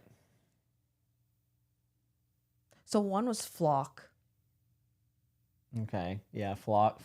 What's Flock about? Why don't you tell the folks at home? So it's kind of like Riverdale. Okay. The show. Okay. It has some, not good. Yeah. Yes. Not great. Has some interesting themes in there and relationship dynamics. I think I finished it. It was like, this wasn't good, but I want to read the second book because I need to know what happens. It has like biker gang feels, which is, but now I need to know what happens. But I don't want to. Are you into motorcycles? No. Tom Orange has a motorcycle. Oh, good for Tom Orange. What? No, not good for Tom Orange. It's such a stupid hobby. What? Are you so aggressive with everyone else's hobbies? Dude, they made vehicles with 4 wheels. Why would you ride one with 2? It's so dumb. Yeah, I mean, they're not very safe. Tom, you're so dumb. No. No. I mean, do you think he sits there? Do you think he sits there and revs his motorcycle 500 times a day while you swing your golf club? Hey. You got to rev the club so you close the club face, okay? Everybody knows that. Everybody knows that. God, Tom rides around on a 2-wheel vehicle as an adult. How embarrassing. I would not recommend Flock, though. So How embarrassing. Yeah, you said it was pretty ass, right? Yeah, but I'm still going to read the next 2. That's the thing about you. You read a book and be like, this was ass. I'm going to read the next 2 in the series. I don't understand it. There's pieces of it I like. I just can also appreciate when things are like, okay. Fourth Wing. I read Fourth Wing because I read ACOTAR and really liked ACOTAR. I had so much fun. So I was like, everyone's talking about Fourth Wing. I should read it. Read it. And I think I closed the book and was like, like the themes, little trash. Oh, you like some trash. Let's not get it twisted, okay? But I actually put off reading Iron Flame. So I remember the third book was going to come out. When you read Fourth Wing and you finished it, you went, it was okay. Yeah, it was fine. You were not super into it. But you did really like book 3, right? Isn't that the one everyone hates or something? 2 and 3. So I listened to Iron Flame on the graphic audio, which is my first ever graphic audio. That threw me off because it opens up with somebody chewing an apple. And I was like, I don't know if I can do this. Yeah, that's Ended rough. up liking it, though, other than the sound effects of people giving someone a hug were weird. But I really liked Iron Flame. Not a popular opinion. I don't think you will really like Iron Flame. Yeah, we might not be continuing. No, I actually wouldn't recommend. I would rather you read ACOTAR. Yeah, I think I'm out. I really did like the third one, so Onyx Storm. I had a ton of fun with it. I know there's a big issue with people saying it's way too confusing. I didn't find it confusing. That doesn't mean there's any reason somebody wouldn't find it confusing, but I liked it. Nah, tell them, say, you just don't get it. I don't need to tell them that, though. I mean, they didn't get it. They said that themselves. That's fine. Yeah, they're dumb. No, I'm not saying they're dumb. David said, Jimmy, have you read any McCammon? Just started Boy's Life, and holy shit. No, I haven't. Oh, wait, no, I have. I read Swan Song. It was all right. It was okay. I still prefer The Stand myself. Mitch says, $6.99 from Mitch. You haven't known the triumphs and defeats, the epic highs and lows of high school football. Well said. I think this one's going. I don't know what you're talking about, Mitch, but thank you for the super chat. Is that it? No. Is it Friday Night Lights? I don't know. Or maybe. I love Friday Night Lights. Look, Tom agrees. It is dumb. But he loves it. But he loves it. The books are trash. But I love them. It's true. It's true. Britton said, I played golf last night. I'm still for that round, Jimmy. If we ever meet, I will tarnish you. Tarnish you. So rude. Literally not a chance. You have no chance. So rude. Jimmy hating on biker boys. Gotta love the speed and danger of freedom. Yeah, I don't know. I'll just put a VR headset on and play Need for Speed or some shit. Graphic Audio did a good job with the Stormlight Archives. I actually didn't even know there was graphic audio. I had no idea. Jinx said, ain't gonna lie, Onyx Storm is a cool-ass name, to be honest. Yeah, it is. Pretty cool. How does one take a book about fairies where the main character is called Fairy seriously? Farah. Farah. Would you like to respond? I don't know if the play is because you just pronounced it fairy. Well, I think that's or like, it's fae. It's like the fae and then... Oh. Because fairies are fae. Farah. Mm. It's very Harry Potter-esque with the naming deep. convention. Though, to be fair, Robin Hobb, who I love, some of the worst names ever.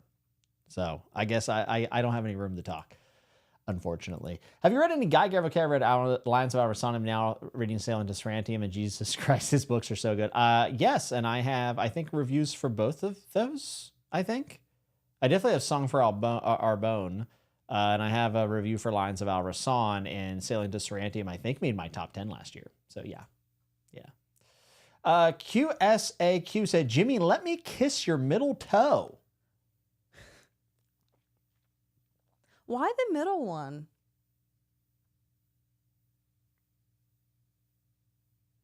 All right. Are we going back to Shadow Daddy conversation again? Why not? Mrs. Nuts is the reason why I know what a Shadow Daddy is.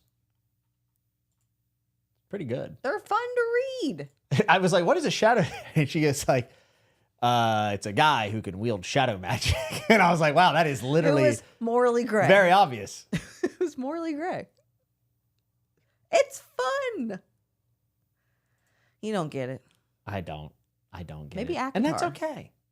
And Maybe that's okay. Akatar. Jared, all the characters in Wolf Hall do not have great names. Everyone is named the same thing. They're all named Thomas. And it's so annoying. It's so frustrating. Wait, is that true? Oh, you have no idea. You thought House of the Dragon had confusing Do you names. remember when we got into that argument?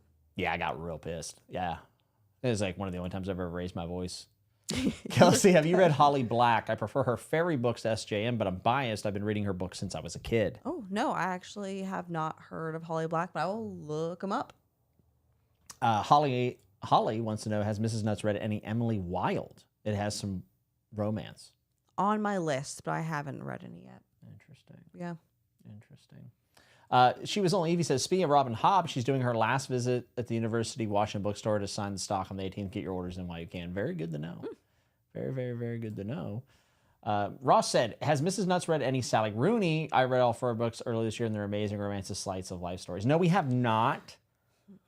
Our good friends at StoryTube aren't fans, so we've kind of stayed in solidarity with them, not reading Sally Rooney like everyone else, but I have been tempted before. I actually read a sample of, what is it called, Normal People or something like that, and I didn't necessarily really like the sample very much, so I didn't continue on. But I've heard mixed things. yeah, maybe you give it a shot. Yeah, No? I'll try it. Except for the fact that I have so many books to read. Yeah, I mean, This is the problem. that's not a problem. It's a good thing. It's a good thing. Mitch said, what are Mrs. Nuts' thoughts on Dr. Mike and Coach Greg squashing the beef?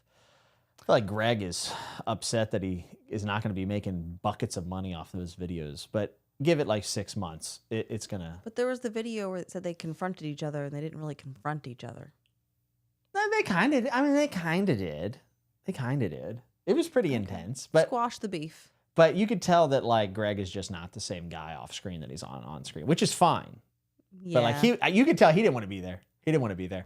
The library ladder coming in said, "I agree with you. The original 1978 stand is superior to Swan Song." I think you are literally the only other person I've ever seen agree with me on this, so thank you. I thought Swan Song was fun. I thought it was fine. It had some really great moments, but by the end of it, I was kind of like, I'm over it. I didn't really like the ending all that much, which is ironic because the Stand's ending is not great, but I just enjoy the Stand more, to be honest with you. Captain Trips. Tom says Thomas is an ass name. That's a 2-pack of ass, as we say here on the Fantasy Network. Hillary Mantel wasn't very creative with those names. Should have called a few of those. Tommy Zayden could have won her a 3rd Booker. Just need a Zayden. Yeah, like what the hell? Where's Daenerys at? I mean, Hillary Mantel's obviously a super talented person, but it's just. Kev says Swan Song is better in every way. Kev, if there's one person I can think of I wouldn't trust their taste, then you would make that top 3. Ooh. I would say. Kev only likes books that are written by like old dead white guys or near death. So Swan Song is like right there for him. Like that is, in fact, I'm surprised he can pick between the two, to be honest with you. So Game of Thrones was a success. A Clash of Kings was even better. Yes. Which is awesome. So now we're going to roll into the 3rd book. Do you think you will finish the main 5 and then read like the Dunk and Egg short stories and such? Can I convince you to do that? Because the show's coming out this year. Yes, I do think you can. I listened to some of Dunk and Egg. You listen? Actually, no. You listened to the Hedge Knight. I loved it. Yeah, no, I we had listened. so much fun. I forgot we listened to the Hedge Knight. Yeah, in the car. Yeah. I made you slow down your audiobook so I could listen. I forgot about that.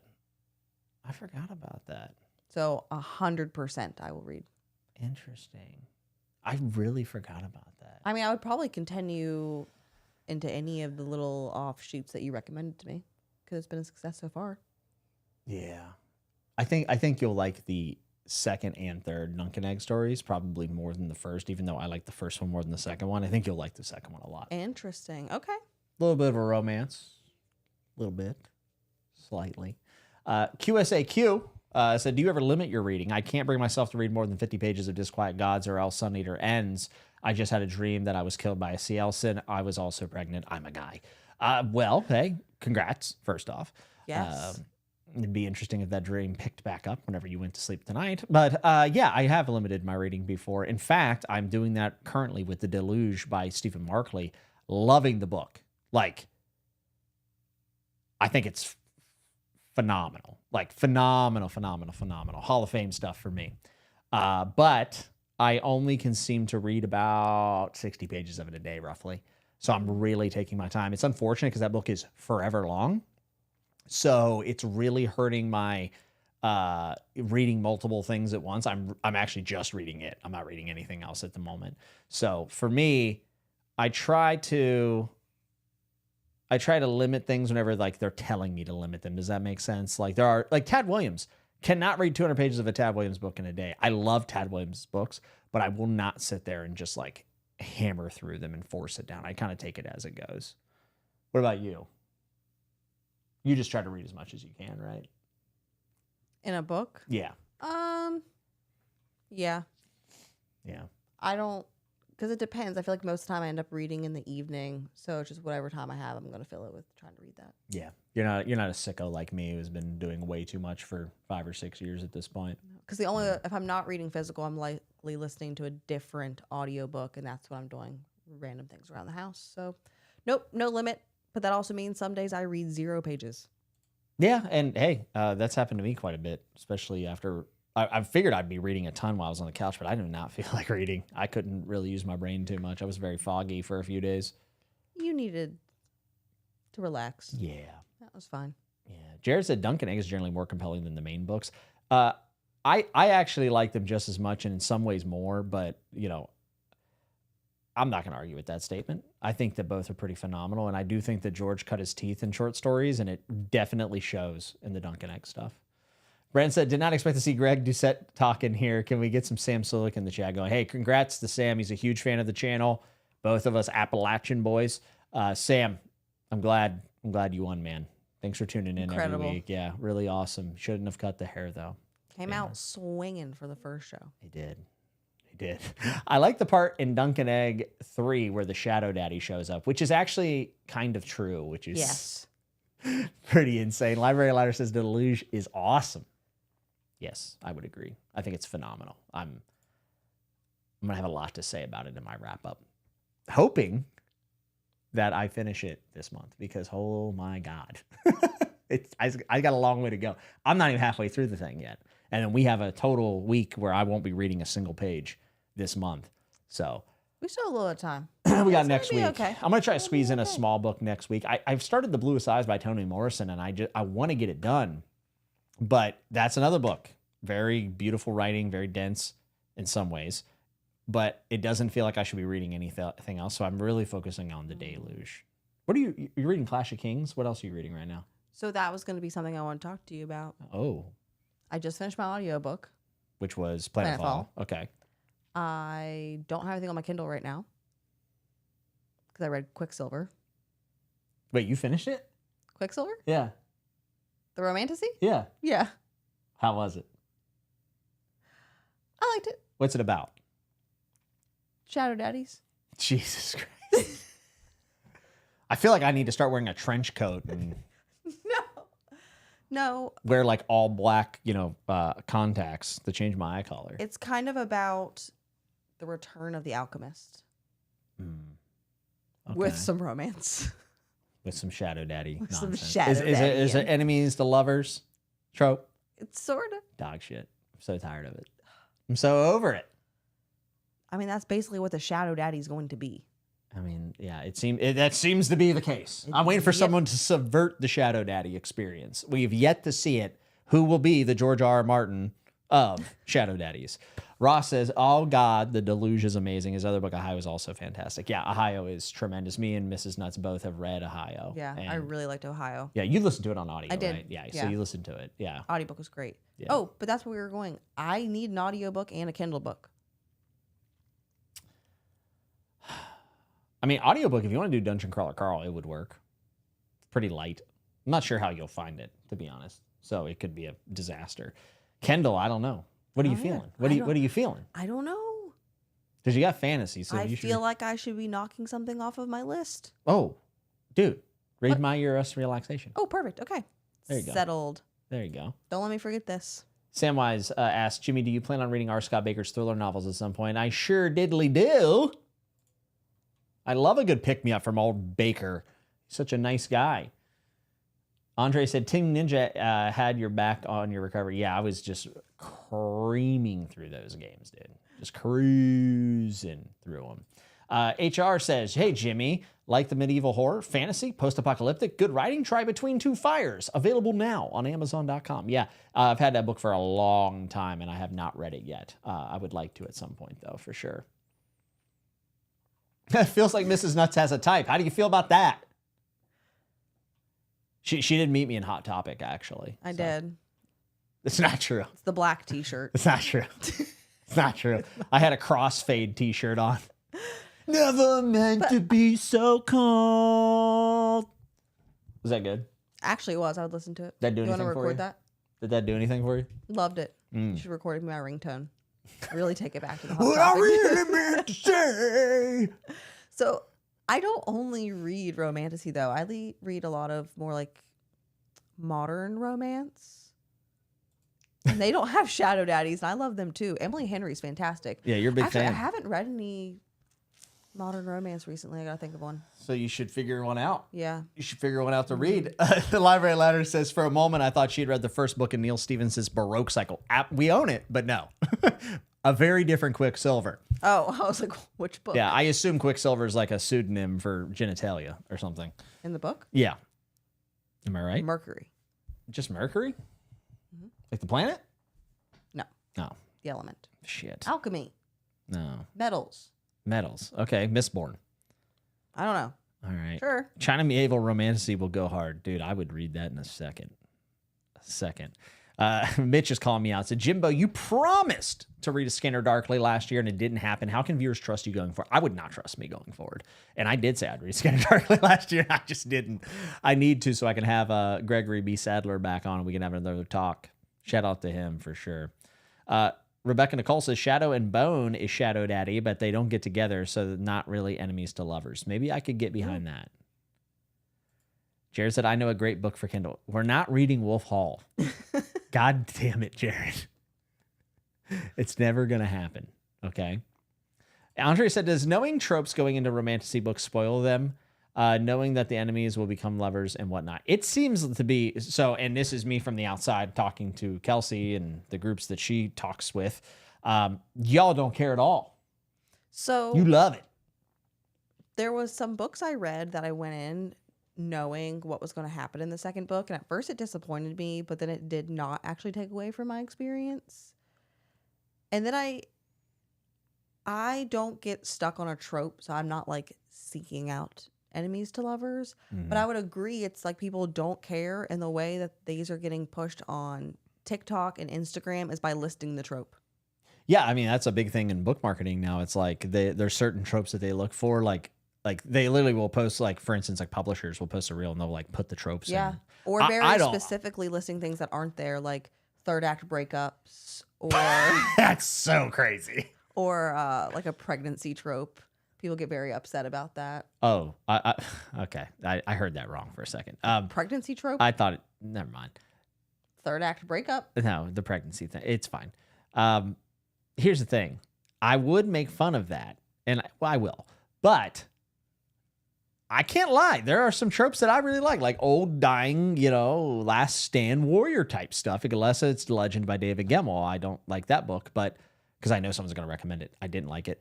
But like that's something I'm interested in. And to be honest, I come on here all the time. And I'm like, hey guys, I like this, this, and this. Someone recommend me something, and then I get a plethora of recommendations. So maybe it's not that bad to want certain things in your books. Like maybe it's not that big of a deal.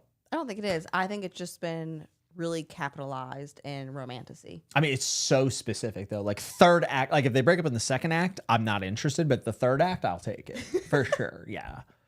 That to me, that is a little odd.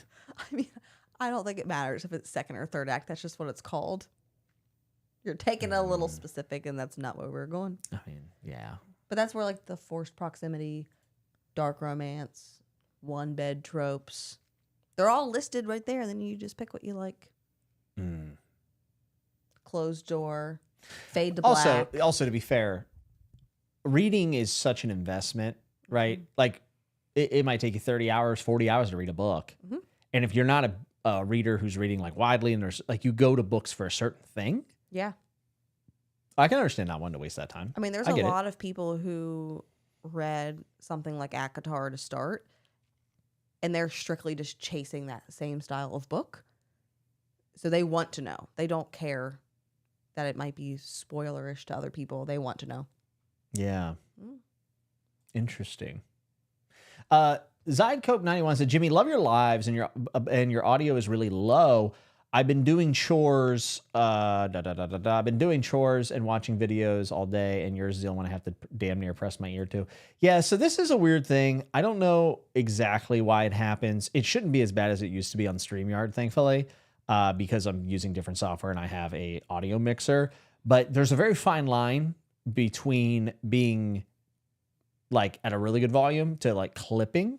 And I have always tended to go with the softer option, but I will listen back and look into. See, the weird thing about this is I do go back and like check audio for streams, and ironically on all my devices, it's just about the same. But I get this every now and then. I don't know exactly what it is. Like people will reach out to me, but for some reason, all my devices, it sounds fine.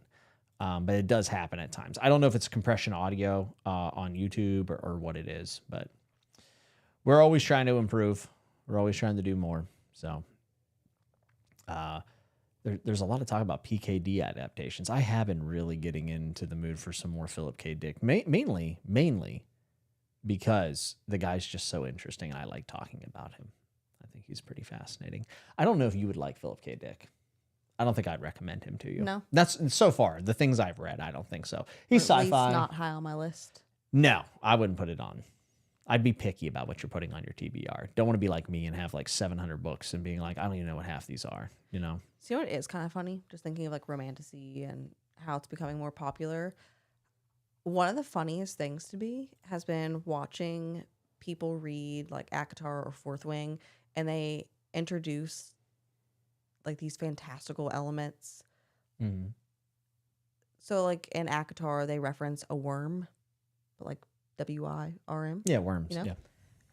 But then when you see people who didn't really read fantasy, don't explore that world, what they pictured it as, do you have a guess of what it was? A big old worm. It was the SpongeBob episode with the worm. Do you know what I'm talking about? Yeah. It's hilarious. So I was like, oh, that's a one-off. That's weird. Fourth Wing has griffins, and I didn't realize people didn't really know what a griffin would look like. So people were picturing them to look like an ostrich. Dude, Google's a thing. It is. Well, I think people like would eventually Google it, but then they were posting like, this is what I was actually picturing in my head.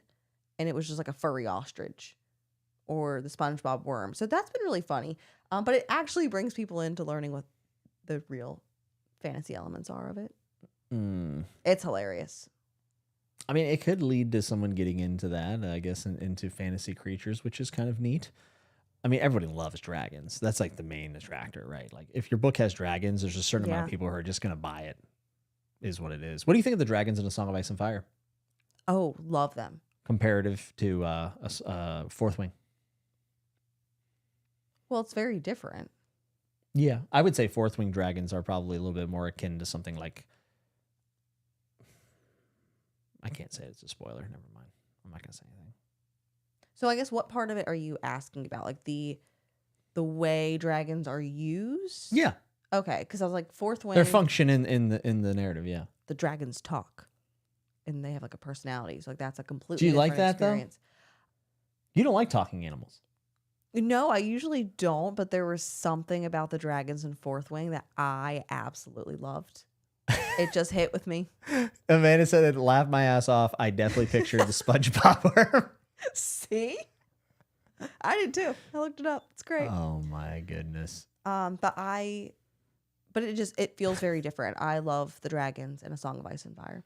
Yeah. It just feels very different. Yeah. Although there is like this big discussion with Fourth Wing and the difference between dragons and wyvern.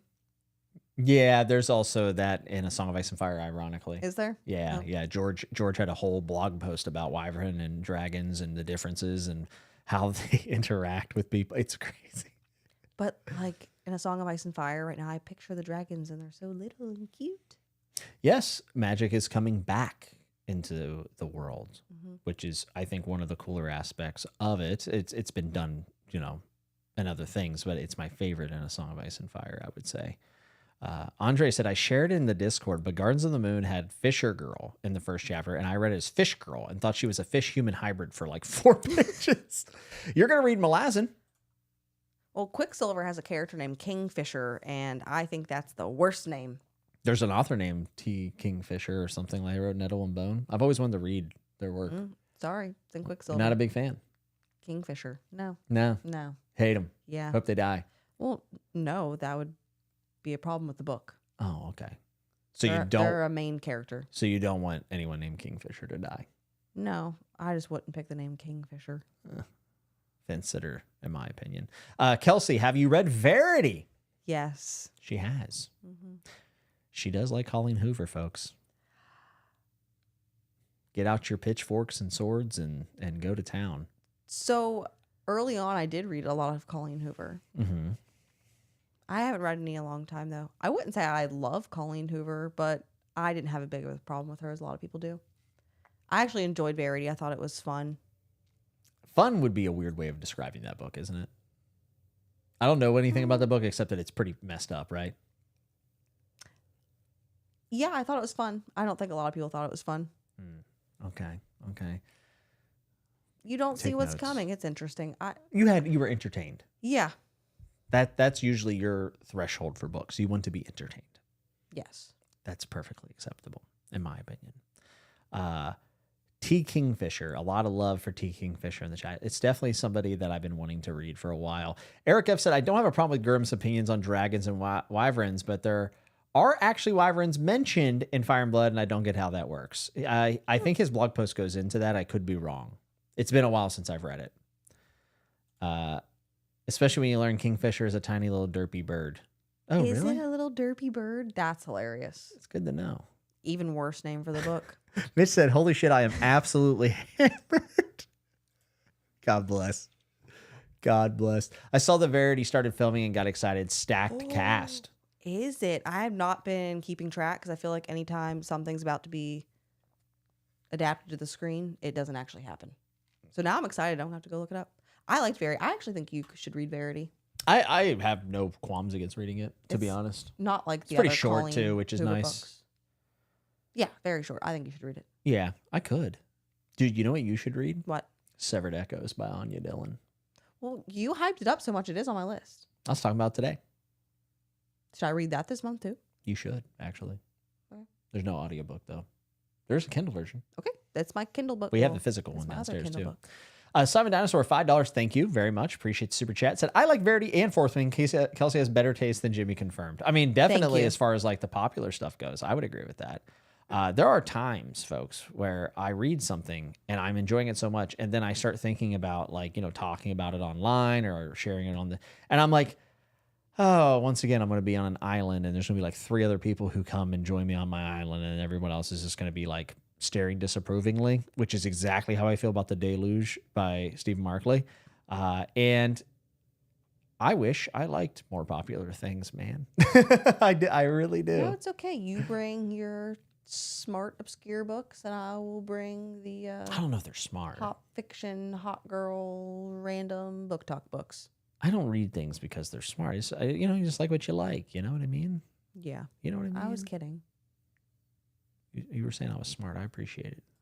I appreciate said you were that. smart twice. Said you were the brains. Yeah, it's See? true. Speaking adaptations, what are your expectations for best served cold movie, Mr. Nutty? Very, very low, but I mean, I would love for it to be great. Will I go see it? Yeah, sure. The casting seems cool. I don't really know much else outside of like, that big media press storm that came out about it, whatever. Well, I mean, it was like 2 things, but I haven't really looked much more into it. I am very much like not super excited about many adaptations. No. I don't really care that much. And it's not because it's like, I only read the book. I just don't know. I'm not even offended when shows or movies change things. But like, if I've experienced a story in one medium, I'm generally pretty good. Like, I'm good. And a good example of this is The Last of Us. The Last of Us, I haven't watched it.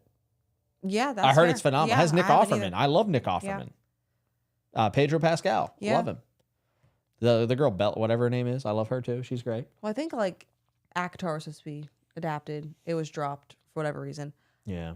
I have no interest in Akatar being an adaptation of any sort. Why? Do you feel like it'll be more cringe? Yes. Yeah.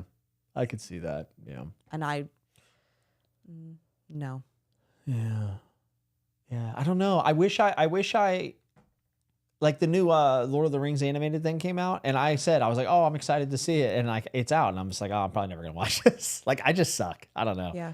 I go to TV for something very different from books. So I think maybe that's part of the reason, but I don't know. Well, like I actually read Where the Crawdads Sing and then watched it. It was a slow read for me, but I didn't love the watch. And that makes me sound like the book's better than what they put out. I mean, the books usually are better, to be fair. Most of the time. Just did not care for it very much. There are some exceptions. I mean, so to be fair, in the interest of fairness, I did love the Dune adaptations, right? I'm not saying I don't like them, but I find the pull for these things to be like less and less over time. And it's not even jaded, really. I don't know. Like, I see a lot of times people are like, man, First Law, like, adapted. And I'm like, I don't really care if it happens or not. Mm-hmm. I love it for the authors. Malazin's the big one, right? I would love for Erickson to get paid. Like, I would love that for that guy. He's a great guy. would be amazing. It would reach a whole new audience. And even if it was bad, like more people would read I think it's a net positive no matter what happens with it. But like personally, whatever. I can do without it. I don't necessarily really care. I'm excited for you to try Malazan. I'm very, very excited. Okay. I will do it. I don't know how long it'll take me, Oh, it's going to take you forever. but I'll try. It'll take you forever, but you'll have me and the spoiler chats I've done as refreshers, so you can take breaks between the books. Hype me up on my way through. Got it. Yeah, I think you'll get along with it. Okay. Actually, I think you will really like Malazan. From what you've told me about it, I'm excited to read it. Yeah, yeah. Future at Sunrise says, sounds like you prefer original stories in film and TV. Yeah, for the most part. Yeah, for the most part. I also get annoyed when I start watching something and it's like, oh, it's a book. And I'm like, well, now I got to go read the book first, and then it's like Wayward Pines. I started that and then realized it's a book and now I want to read the books, but I haven't had time to read the books. So it's like, maybe I should have just watched the show. I don't know. I'm not sure. Some Okidu said, should it be animated? Yeah, I mean, most things should be animated. It makes more sense, but everyone hates that for whatever freaking reason. And I know Erickson's not big on that idea either. Sanderson doesn't want Storm, and nobody, even the creators, don't want animated. I do. I mean, I would probably be more likely to watch something if it's animated, and I don't watch a ton of like anime. I know a lot of people want ACOTAR animated. I think Hulu had it and dropped it. Now they dropped the rights, which people were Yeah. excited about. Yeah, because, they didn't want Hulu to do it. Yeah, Hulu's been cooking a little bit lately though. Paradise was really great. Speaking of Steve Markley, we both like Ohio. I love The Deluge so far. And then he had written the show Paradise for Hulu. It just wrapped up season 1. And while the season finale wasn't the greatest, it was good, but it was just okay. The penultimate episode, season 1, episode 7 of Paradise, one of the best episodes of TV I've watched in a very long time. I really, really liked it. I also have terrible taste, so take that with what you will. Yeah. Tom said, I enjoy listening to people talk about Malazan more than reading it. So, well, you should read it better, Tom. You should just read it better, my friend. So I guess maybe I'll just have you start picking at least one book a month for me. I'll be like your patron pick. Yeah. Maybe we should spin the wheel for you. Maybe we should get a second list going for Mrs. Nuts. Oh, we could.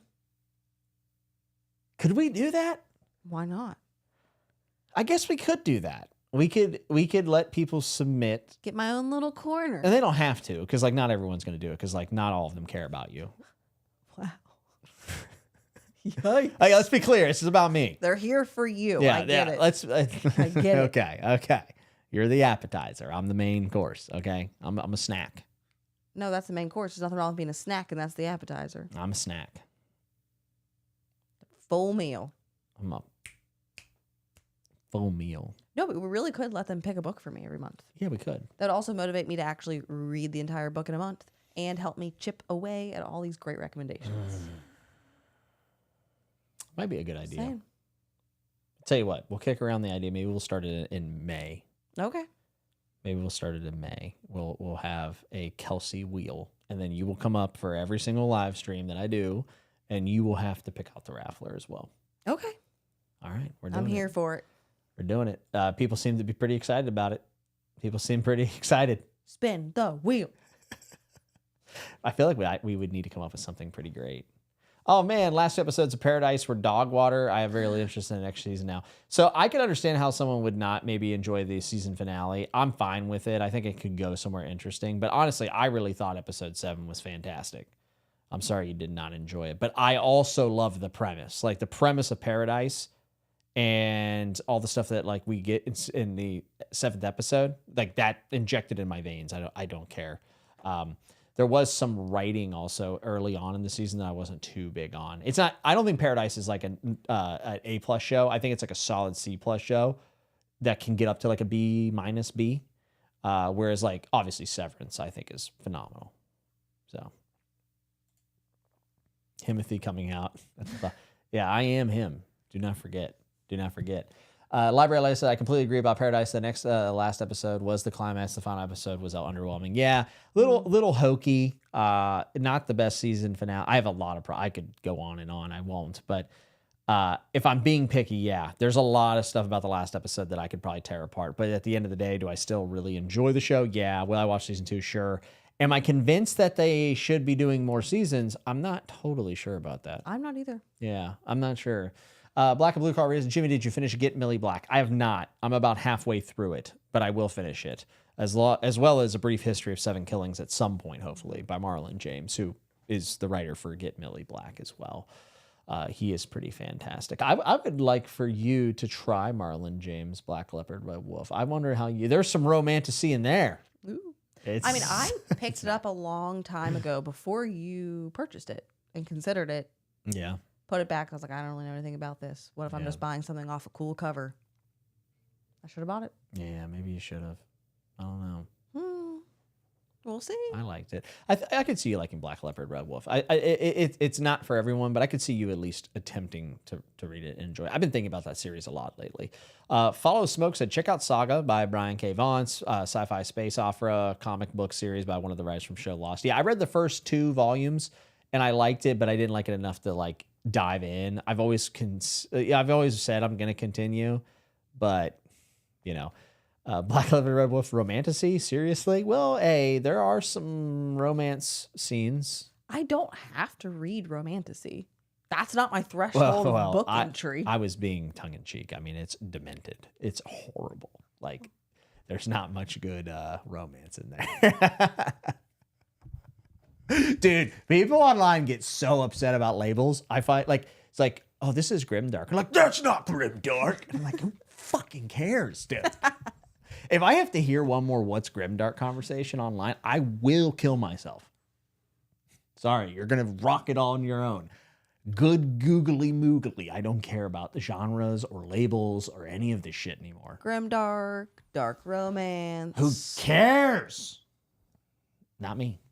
Not me. Hey, appreciate it, Hayward. Said Jimbo looking jack. Trying, man. I couldn't lift at all for a week. And I was going crazy. Yes. I was going very, very crazy. The guy's dad is a pilot and dropped the line, you're a better pilot than most actual pilots. Yeah. A little rough. Ross, we talked about the romance of Song of Ice and Fire earlier. If you want to back it up, there's some stuff in there that we kind of talked about. Yeah. What's grimdark? It is a genre that exists as a subgenre of fantasy.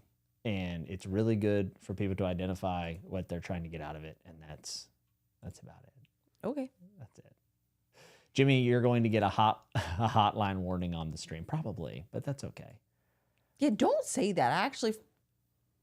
What? No. It's fine. No. It's fine. It's like a meta. It's like a metaphorical killing of myself. No, thank you.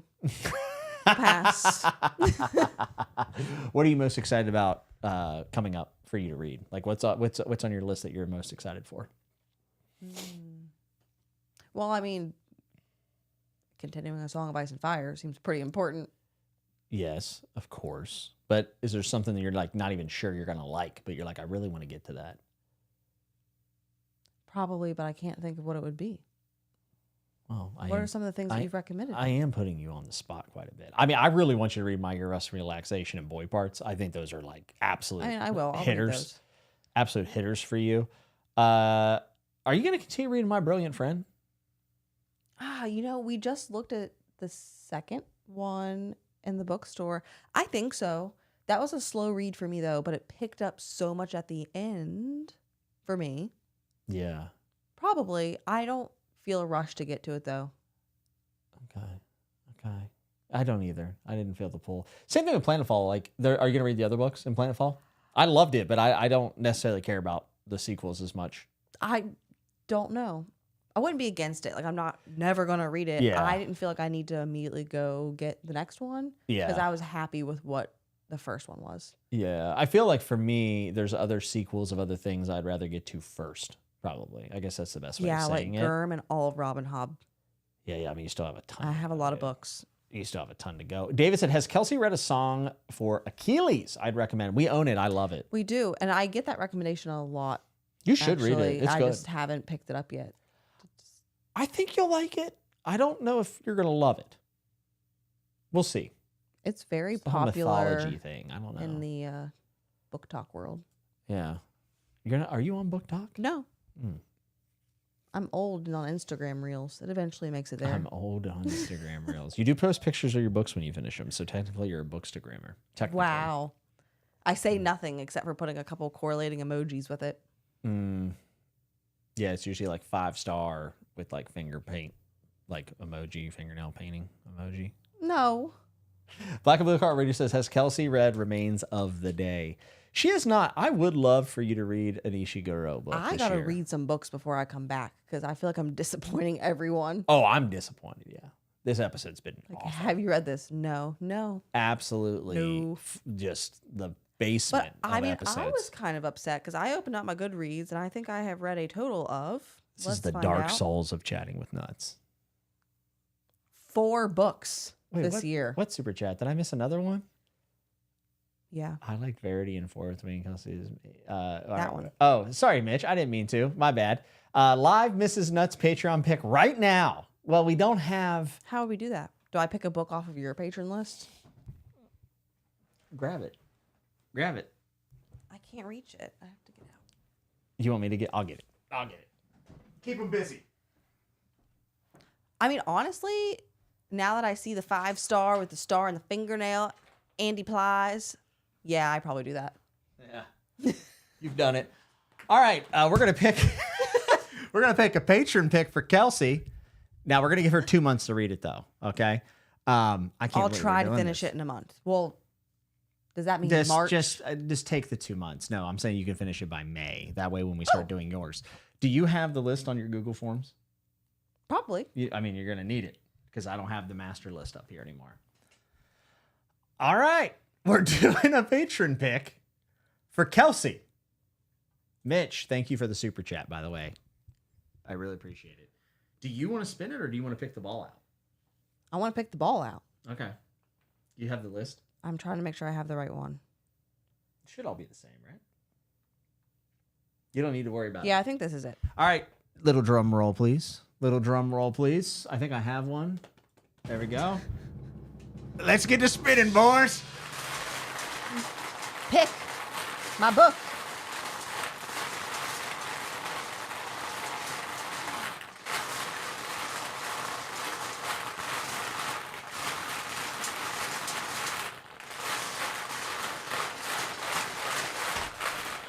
I want a Price is Right reel. Like a big All right. reel. Pick a good one. I'm scared. I did not prepare any graphics for this. 47? Number 47. Who is it? Who is it? Pat. It's Pat's pick, and it's The Covenant of Water by Abraham Verghese, which I believe is a book that's like this big. Oh, no. And I think it's about like a family from maybe India, and there's a doctor. I don't know. I heard it compared to, like, people should check it out with Demon Copperhead. Oh, wait. I liked Demon Copperhead. Yeah, but it's like totally different. Oh. I can't remember. I think I'm right. Did you look it up? A 2023 historical fiction. Yep. Get the ball. Yeah. I have that. A multi-generational saga about a family in India from 1900 to 1977. They are haunted by a peculiar affliction. At least one member of each generation.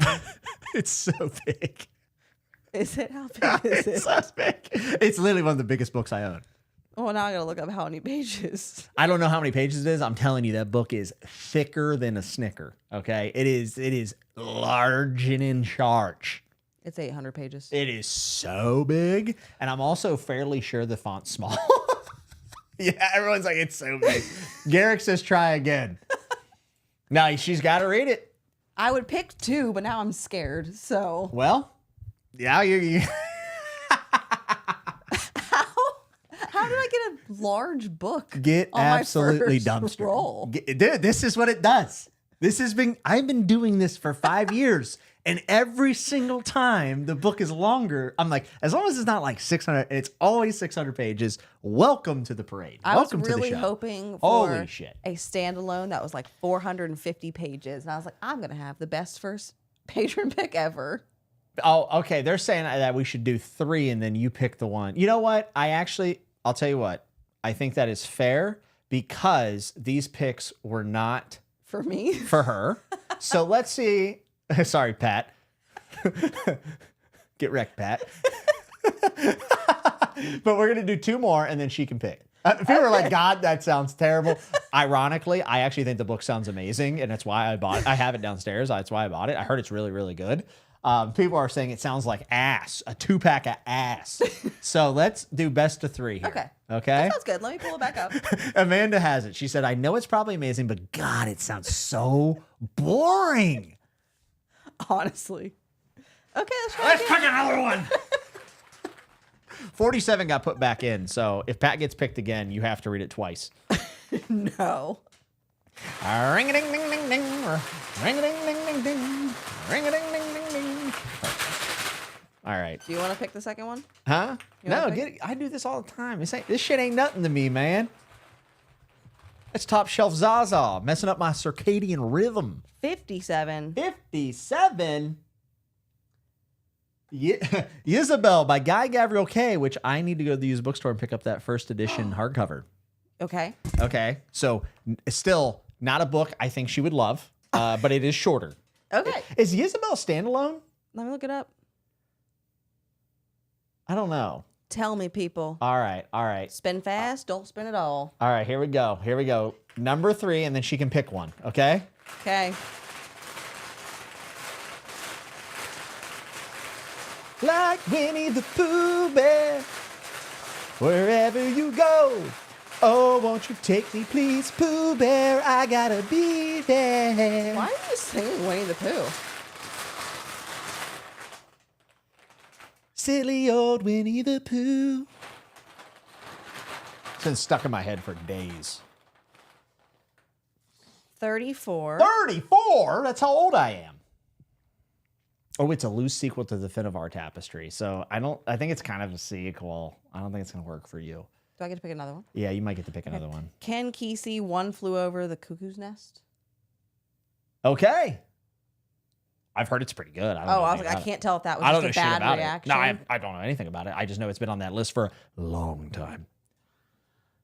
Okay. All right, we'll do one more since you drew a sequel. And then this is it. Okay. Simon said Isabel was mine. It was. All right, here we go. Here we go. I was going to start singing No Flockin' by Kodak Black, but I feel like that might get me demonetized. All right. 83. 83. Now I got to scroll. Drum roll, please. Let's see who it is. Wandering In. The Wandering Inn. Okay, so The Wandering Inn is a it's like a web novel that's been ongoing. It is bigger than all of the Wheel of Time, I think, combined with like Malazan. However, you can read like sections of it, and it is available for free online. I think that's being released in like books too coming up. But this is like a huge thing. I mean, it's very popular. So would you?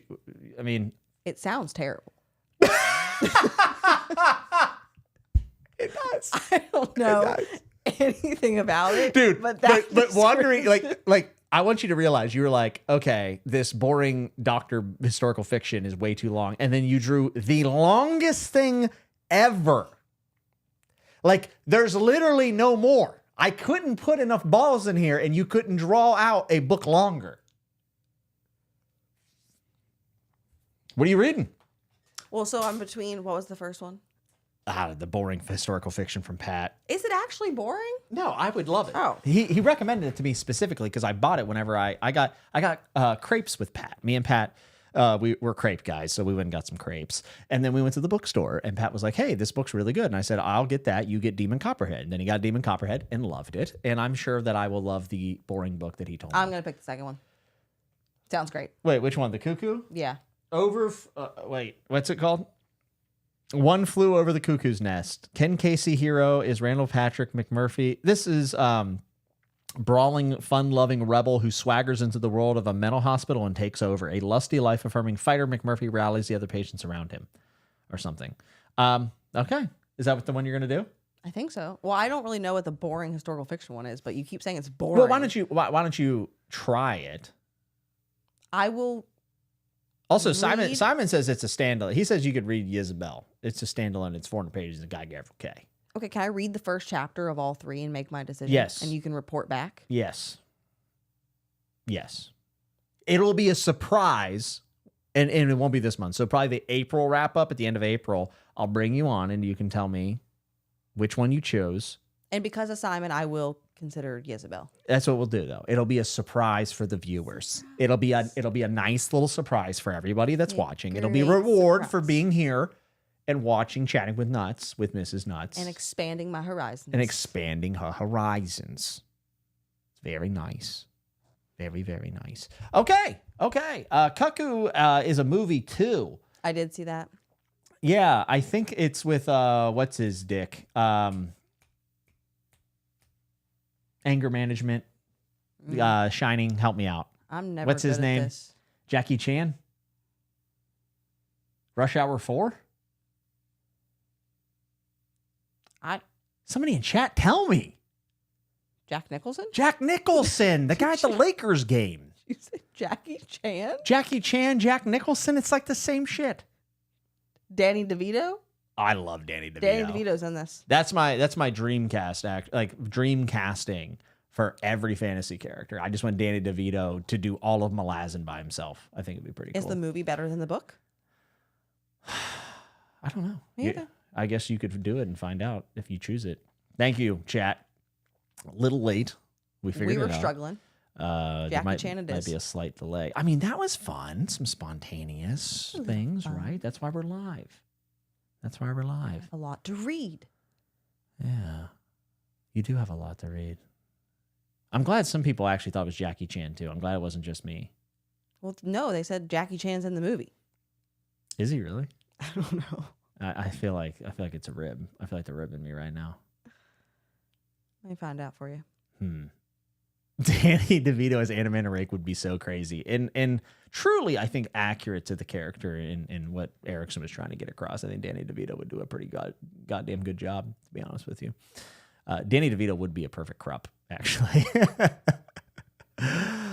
Well, we've been going at it for about 2 hours, starting to lose my mind just a little bit. You got any parting words for like the A Song of Ice and Fire fans that tuned in to hear about your experience? I feel like I probably asked you too many questions, didn't let you just talk about it.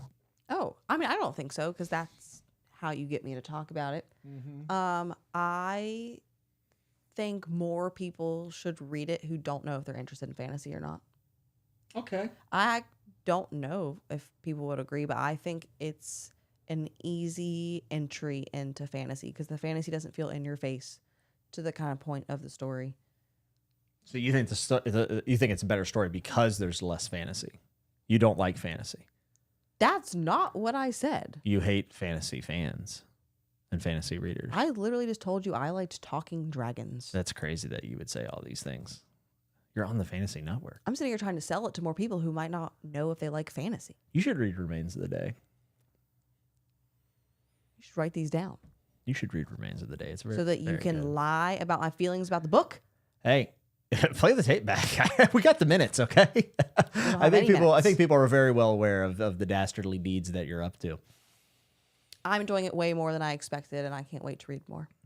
I like that. I like that for you. Me too. What did your mom recently read? You got your mom to read some Colleen Hoover, but what did she read recently? You remember? 7 Husbands of Evelyn Hugo. And oh yeah, that's a good one, right?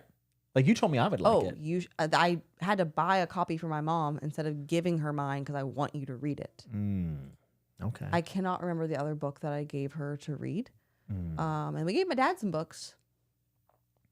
I don't think he's read them yet. I gave her father The Killer Angels by Michael Shara because I think he likes history and stuff. He's almost done with it. Is he? Mm-hmm. Really? Yeah. Oh, I'm shocked. Mm-hmm. Oh, that's cool. You know who else has Talking Dragons? Ursi. Ursi is great. You would like Ursi. Yeah. I could see you liking it. Yeah. That is Vinland Saga in the back. Jinx. Good eye. Very, very good eye. I've not finished it. I'm on book 7, I think. That's impressive that you can see that behind us. Daniel says, it's going to take me a long time to recover from Mrs. Nuts so clear and explicitly expressing her disdain for your audience and by extension, me personally. I know. I didn't say that. I know. And I'm nervous because I mentioned my life insurance policy earlier. Like, who knows what she's going to do, you know? I just, man. Jimmy must be farting up a storm because he's gaslighting Kelsey. This is, I mean, all day long, I am just girl boss gaslighting her all day, every day. Yes. And it's how I am able to get her to let me buy so many books. It's great. It does work really well. Books and golf clubs. I don't know what's happening. Chill. Oh, it's too much. I think it's too much. Yeah. So we're definitely going to have you reading more A Song of Ice and Fire. After A Song of Ice and Fire, I think it's Malazan time. You're going to finish Realm of the Elderlings. Okay. I'm going to have you read some Ishiguro. I'll tell you the author that I have been super high on that I know you will like with 100% certainty, David Mitchell. You did say that. Yeah, you'll love David Mitchell. Who Never Let Me Go? Ishiguro. You handed me that book and said I should read it. Yeah, so that's probably my least favorite of his so far. Why did you give me that one first? Well, I still love it. Oh. Like, I still think it's really good, but I think you will specifically like Never Let Me Go. Oh, okay. Yeah, I think you would really enjoy it. I think, maybe. If you don't, just don't tell me, please. Okay. But you just said it's your least favorite. Is that? But like, I like Ishiguro more than like everybody else. Oh, So okay. like, he's probably my second favorite author of all time. So it'll be fun. I'll still read it soon. But David when I Mitchell, read. you would definitely vibe Okay. with David Mitchell for sure. Holly says she's going to be busy. Yeah, she's going to be very, very busy Yeah. with reading it. As far as what I'm excited about, guys, I'm pumped about The Deluge by Stephen Markley. I think it's fantastic. I think it's like borderline like masterpiece. I love it so far, but I'm only like probably like 40% of the way through. Y'all should try philosophy. I read The Gay Science by Nietzsche last year. It was very merry. It was all right. Simon said, I will swap Isabel for Earthsea for Kelsey. I think she will love Earthsea. You heard it here first. He's here live. We got to reward Simon's loyal. He's here live. He showed up. So instead of Isabel by Guy Gavin, okay, you now have to ponder Earthsea, which I Okay. will say is like 150 pages, which is very nice. And I think it's really good Yeah. as well. Yeah, I think it's really, Okay. really good. Also, Simon, thank you for the super chats. Way too kind of you. Yeah, you did not have to do that. thank you very but much. Thank you. It's very kind. I could see you very much getting along with not just like Win, but specifically Earthsea. Okay. I think, yeah, for sure. I think this is where we will end our time with you tonight at a good old 2 hours and 6 minutes. But I want to thank everybody for coming out, having such good, interesting questions. It's always a pleasure to have you on. You're pretty cool. I just need to read some more books. Yeah. But I do have fun hanging out with everyone. Everyone's extremely kind. Yeah. People Even though they now think that I hate them. well, I mean, you did say I- some pretty nefarious things about the crowd, but I didn't. you kind of did. You kind of But I do have a ton of fun getting to come on and talk to you a little bit more. Yeah. We talk all day long, but we don't always ask the specific questions about what we're reading. Yeah, well, especially whenever you finish a book, I always feel like we have good conversations, and I'm always like, we should have recorded that. Yeah. And of course, we've had talks about Game of Thrones and now Clash of Kings as well. But Well, now I just send you pictures of pages in Game of Thrones, and I'm like, oh oh my yeah, God. oh yeah. What was the one you sent me? There's been two. Okay, what were they? Gravy. Well, give them the context. Come on. I don't know the quote. Oh, you know it. No, I don't. I don't know the quote. I could do the Roy Dotrice impersonation for everyone if they want. Okay, so the gravy, they don't, Oh, you got gravy all over my titties. Isn't that what it said? it does not say that, but it's close. No, it is. It's something like something about my tits and gravy. It's like one of Germ's best Yeah, like bars. sucking it off. So, and then the other one is Sansa, a scene with her. Oh, yeah. I mean, that was just a great scene. Yeah, it wasn't a joke. Yeah, that was a powerful It was scene. a legitimate, like, this was so amazing that I had to send it to you. Like, no, I just read it. Yeah, I rather enjoyed how much you got out of Sansa's arc, especially in book 2. Oh, it was Like so good. you got it. Yeah, You got it. so good. There are people announcing their loyalty to me. There's people announcing loyalty to Kelsey. Evie says, that was wonderful. Thank you both for your time. I love seeing you both together on show. I love seeing Jimmy all giddy. It's like he has a crush on his wife or something. I am rather fond of my wife. I think she is pretty cool. She lets me do a lot of stupid shit and doesn't give me too much trouble. And Kelsey has not made it to the big pink fat mast yet. So Oh no. there's some romantasy in your future. Let me just tell you right now. Okay. Sounds dark. It's dark. It's Shadow Daddy. Samuel Tarley, Shadow Daddy extraordinaire, Sam the Slayer. Folks, if you like the stream, hit like. It really helps out the channel. Blah, blah, blah, blah, blah. If you dislike, you can also hit the thumbs down button. If you want to be around for more live streams and some other stuff that we got coming, there is some other stuff coming outside of these lives, I think. That's right. You heard here first. There might be some actual normal videos on this channel this year. Something we've never done before. Ever. Brand new. In the history of the network.